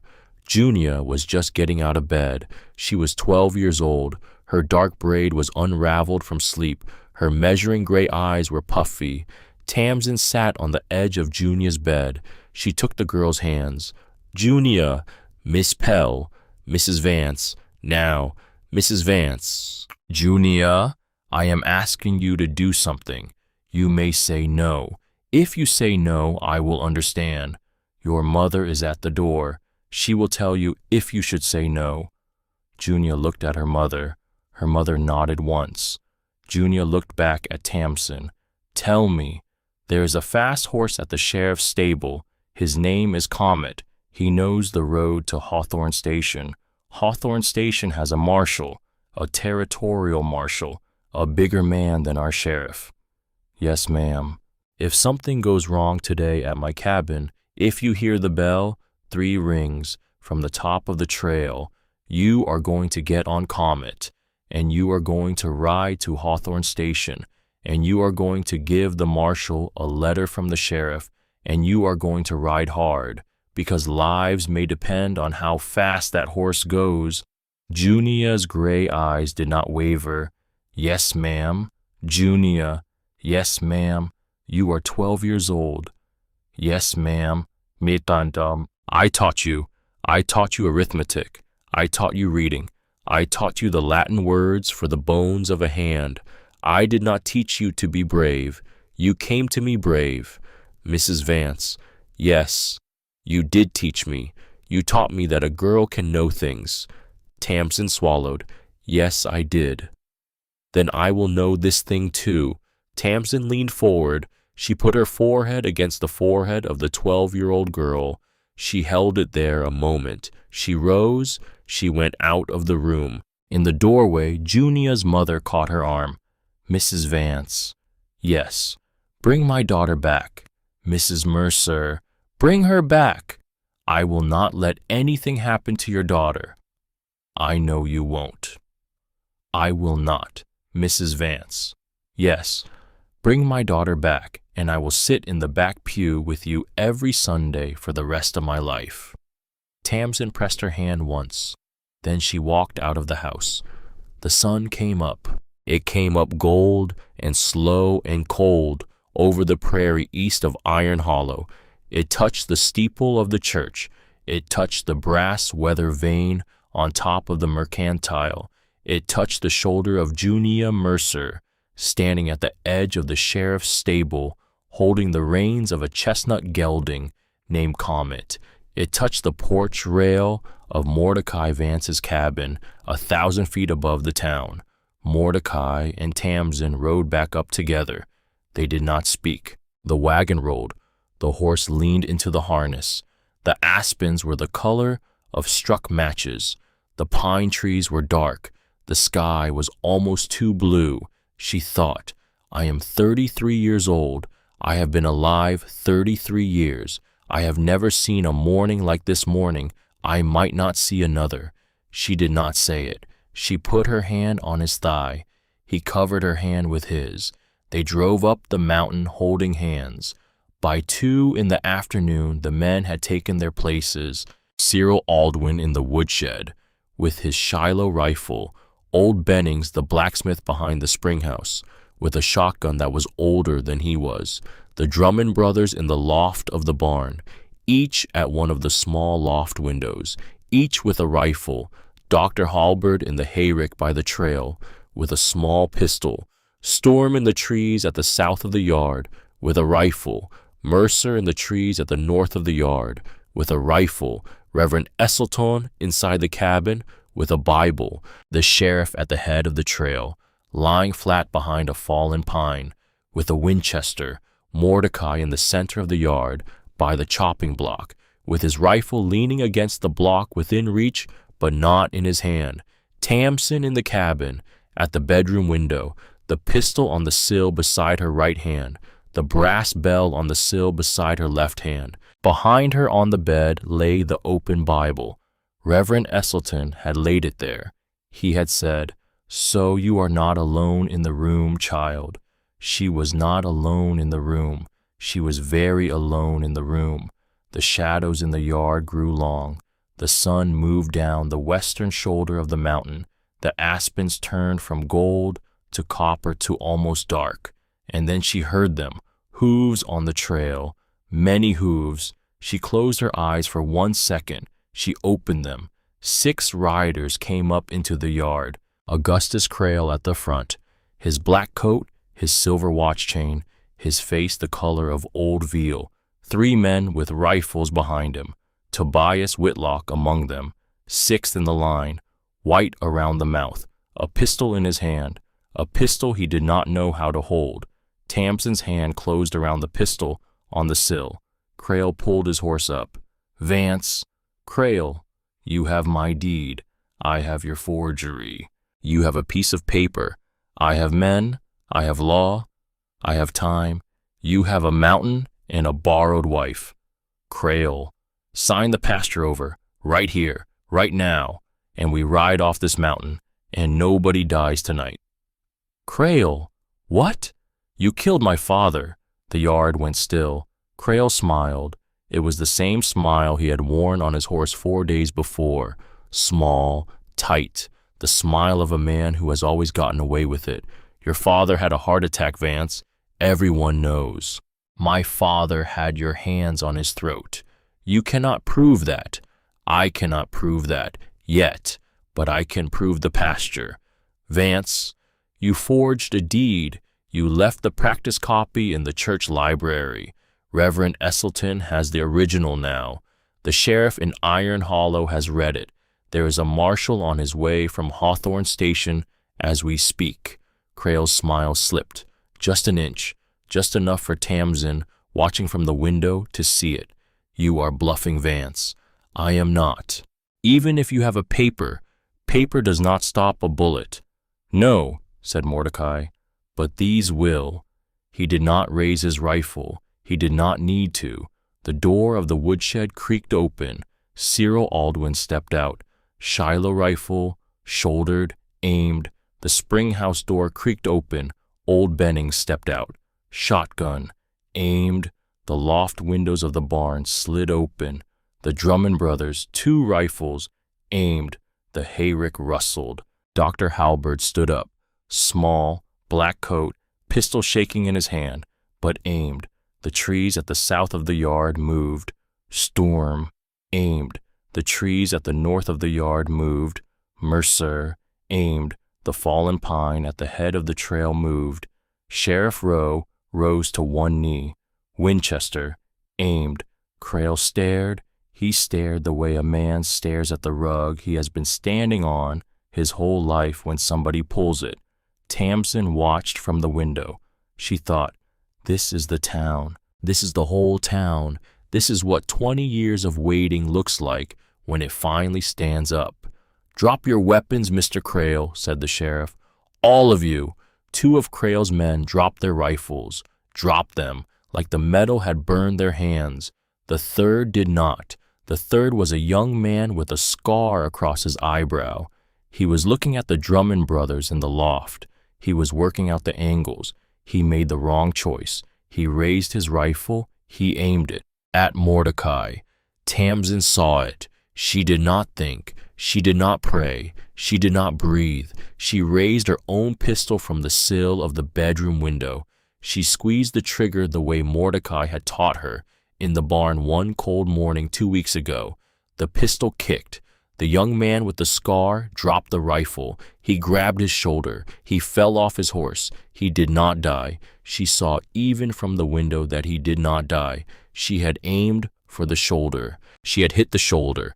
She thought, "I am a schoolteacher. I just shot a man. I am a schoolteacher. I just shot a man." The yard exploded. It was not a long fight. 3 of Crayley's men were down before any of the town men had fired a second shot. Cyril Aldwin took one. Old Bennings took one. The Drummond brothers took one between them. The fourth man, Tobias Whitlock, did not fight at all. He fell off his horse before any shot was fired. He fell off his horse because the horse spooked at the gunfire, and Tobias Whitlock had never been a horseman. He landed on his back in the dirt of the yard with the wind knocked out of him. He lay there. He did not move. Augustus Crail did one thing. Augustus Crail rode his horse straight at Mordecai Vance. He had his pistol out. He was firing. Wide, wild, panicked. A bullet plucked the brim of Mordecai's hat. A bullet went into the cabin wall above Tamsin's head.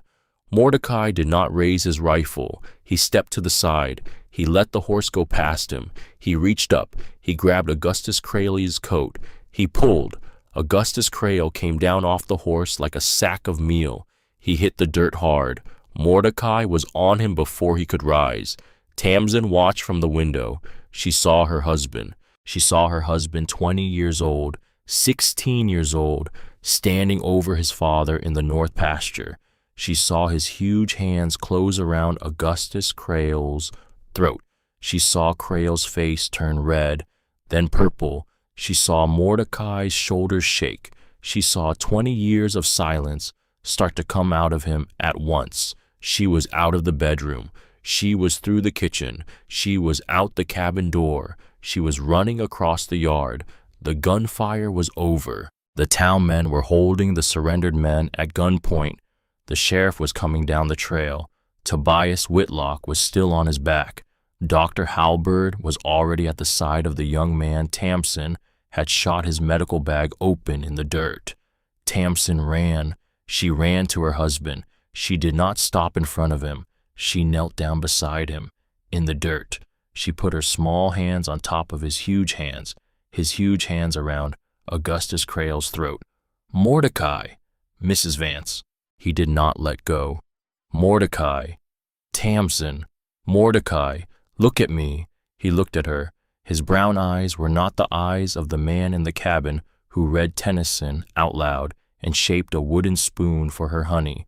His brown eyes were the eyes of a 16-year-old boy alone on a mountain. Mordecai, he killed my father. I know. He took 20 years of my life. I know. He came for you. I know. Mrs. Vance? Mordecai, yes. If you kill him, right here, right now, with your own hands, he takes one more thing from you. His hands tightened. Mordecai, yes. He takes you. He takes the husband I just found. He takes the father of every child this cabin is ever going to hold. His hands stilled. She watched. Crail made a sound, a small, wet sound. Tamsin kept her hands on top of Mordecai's hands. Look at me, Mordecai Vance. Husband. He looked at her. Let him be hanged by a court, she said. Not by you. Let your father's death be answered by the law your father believed in. Let the man who took 20 years from you not take the next 22, because he will, if you kill him with your hands. She felt it happen. She felt the fight go out of his shoulders. She felt his hands open. He sat back hard on his heels. He put his face in his hands. His shoulders shook. The sheriff came up. The sheriff did not look at Mordecai. The sheriff bent down and put a knee in the middle of Augustus Crail's chest and rolled him over and put irons on his wrists. Crail coughed, coughed, coughed. He lived. He would hang in 2 months in the Hawthorne station yard. Tamsin would not be at the hanging. She would be at home, with her husband, with the cabin door closed against the wind. But that was 2 months from now. Right now, in the yard, in the failing light, Tamsin put her arms around her husband, as best as she could, as best as a small woman can put her arms around a man twice her size. He let her. He put his enormous head down on her shoulder. He cried. She had never seen him cry before. She did not see him cry now either. He kept his face hidden against her shoulder, but she felt it. She felt the warmth of it through the cloth of her dress. She held him. The town men stood around them in a loose half-circle. They did not speak. They did not look away. They held their rifles loose at their sides. They were a guard around two people who for 1 minute did not need to be brave any longer. When she could speak, Tamsin turned her head. "Reverend." The old man stepped forward from the cabin door. He had not fired a weapon. He had stood inside the cabin with a Bible against his chest. He came down the steps now. "Yes, child. My bell." "Tamsin, Reverend, please." He went back into the cabin. He came out with the brass bell. She took it from him. She did not put it down. She did not ring it, but she held it against her hip where her hand could find it. Junior Mercer, 2 miles down the trail, had not had to ride to Hawthorne Station. She had heard the gunfire from where she stood, waiting by the chestnut gelding named Comet. She had counted the shots. She had counted to 11. She had not mounted up. She had stood still. She had waited. Because Mrs. Vance had said 3 rings, not gunshots. 3 rings. She did not hear 3 rings. She heard instead, after a long while, the distant sound of many voices on the mountain, voices that were not screaming, voices that were calling, voices that sounded like a crowd in a churchyard after a wedding. She let go of Comet's reins. She walked home. Her mother was at the door. Her mother was already crying. 6 months passed. The mountain went under snow at the end of November. The snow came in big, slow flakes the first afternoon. Mordecai and Tamsin stood on the porch and watched the world turn white. He had his coat around her. She had her face against the wool of his shoulder. She did not feel cold. She had thought she would up here in the winter. She did not. Winter on the mountain was different from winter in town. It was quieter. The pines held the snow. The cabin held the warmth. The fire never went out. He kept the wood high. The kettle was always on. They cooked together. They read together. He read Tennyson aloud to her in the evenings now. He stumbled less. When he stumbled, she did not correct him. He corrected himself. He set the word down and said it again, the way she had taught the children to do at the chalkboard. In the 2nd month of snow, she suspected. In the 3rd month of snow, she was certain. She did not tell him. Not yet. She wanted to be sure. In the 4th month of snow, she was sure. She told him on a Sunday morning. They were sitting by the fire. He had a book on his knee. She was darning the toe of one of his enormous wool socks, same sock she had been darning the night she found his notebook. She thought he wore that sock through on purpose. "Mordecai." "Yes, Mrs. Vance." "There is going to be a 3rd chair at this fire." He went very still, his book closed. "Mrs. Vance?" "Yes." "What did you say?" "I said, there is going to be a 3rd chair at this fire by summer." The book slid off his knee onto the floor. He did not pick it up. He came across to her chair. He went down on his knees in front of her. His huge hands came up and he set them very gently on her stomach, through the wool of her dress. She had not begun to show yet. It did not matter. He laid his head against her belly. He closed his eyes. He stayed that way a long time. She put her hand on the top of his head. "Mordecai." "Yes, ma'am." "Are you happy?" "Mrs. Vance?" "Yes." "There is not a word in any of these books on this shelf for what I am right now." She laughed. She laughed and she cried at the same time, and her hand stayed on the top of his head, and the fire ticked, and the wind moved against the cabin, and the 3rd chair at the fire was somehow already there. The snow began to go out in April. The trail opened in May. Mordecai brought her down to Iron Hollow on a clear, bright morning. The aspens had come into pale new leaf. The prairie grass was green for the first time in 8 months. Tamsin wore her good blue wool dress. She had let it out a little, at the waist, by 2 inches, Mordecai noticed. He did not say anything. He helped her down from the wagon at the schoolhouse. The school board had hired a young teacher from Cheyenne for the winter term. The young teacher was good. The young teacher had said she would be glad to stay through the summer. The young teacher had her own ideas about chalkboards and was rearranging the desks. Tamsin did not mind. Tamsin had her own school now. She had started it in February, by letter. Reverend Esselton had read her letters aloud at 3 Sunday services. Mrs. Tweedy had passed them around at the mercantile. Dr. Halberd had pinned one up at the dispensary. Letters had come back. 11 letters. 11 women. 11 women in Iron Hollow who could not read, or could not read well enough to read their own Bibles, or their own mail, or the labels on the bottles in the dispensary. Tamsin had written back to each of them.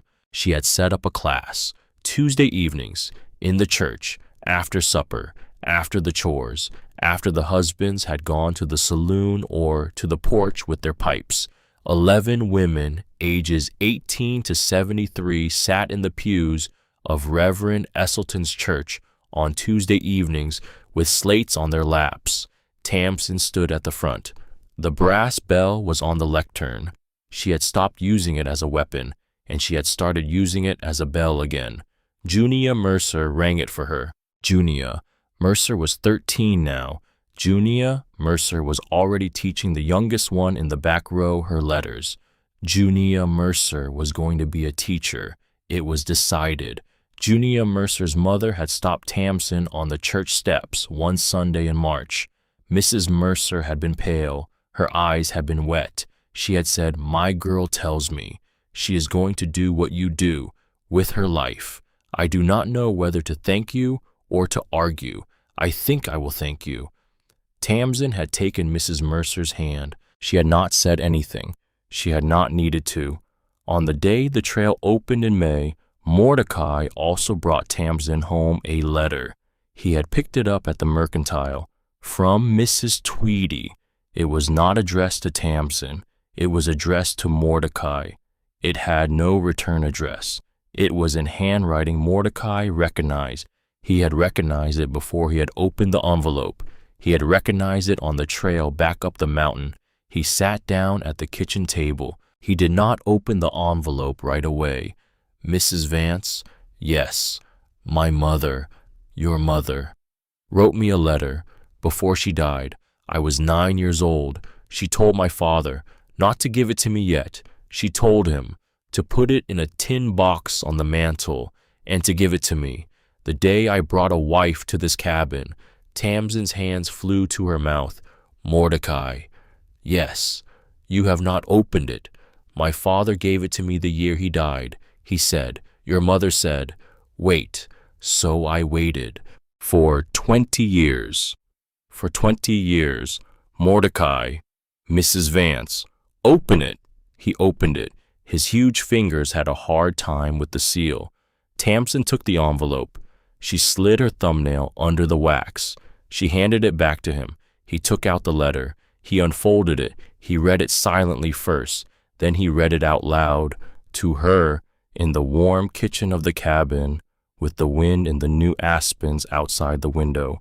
"My dear son, if your father has given you this letter, then I am gone, and you are a man now. I cannot tell you sitting at this table tonight while you are sleeping in the loft over my head how it feels to write this. I will not try. I will write only what I want you to know. First, I love you.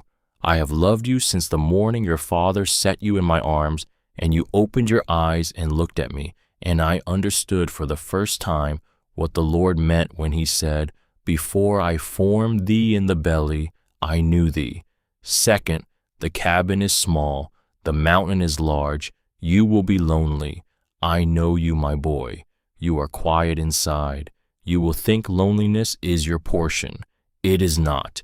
It is only your weather. Weather changes. Wait it out. Third, your father is a good man. Stay close to him as long as the Lord allows. When he is gone, find Reverend Esselton. Esselton is a good man too. I have written him. He knows. Fourth, and this is why I am writing now. The Lord has shown me, son, that you will not be alone forever. He has shown me a woman. I do not know her face. I do not know her name. I know only that she is patient. She has waited a long time. She has been wounded, and she has not broken. She will come up our mountain. She will not be afraid of the trail. When she comes, my son, you take this letter down from the mantle. You open it, you read it to her, and you tell her from a woman she will never meet that I am glad she has come. I am glad my boy is not alone. I am glad that the Lord in his mercy did not waste a kind heart. Your mother, Rachel Vance. Mordecai stopped reading. He put the letter down on the table. He did not look up. His shoulders shook. Tamsin could not see. Her eyes were too full of tears. She found his hand on the table by feel. She held it for a long while. The fire ticked. The wind moved. Far down in Iron Hollow, the brass bell of the schoolhouse rang. Junior Mercer rang it for the morning lessons. 3 clear notes carried up the mountain on the May wind. Tamsin lifted Mordecai's hand. She turned it over in hers. She laid his open palm flat against her stomach, where in 3 more months a small foot would press against his palm for the first time, a foot that would belong to a boy. She was sure of that somehow, even though it was too early to be sure of anything. She was sure of that. A boy with brown eyes, a boy who would learn to read out of the Tennyson on the bookshelf, a boy who would carry his grandfather's name, a boy named Asa Vance. After Rachel Vance's father, the schoolteacher's father, the man Tamsin had never met, but whose name she had decided on alone in the loft, one snowy afternoon in February. She had not told Mordecai the name yet. She would tell him tonight. Right now, she only held his palm against her body, and his head was bowed, and his mother's letter lay on the table between them, and the spring wind moved against the windows of the cabin, and the brass bell of the schoolhouse rang far below, 3 clear notes, calling somebody home.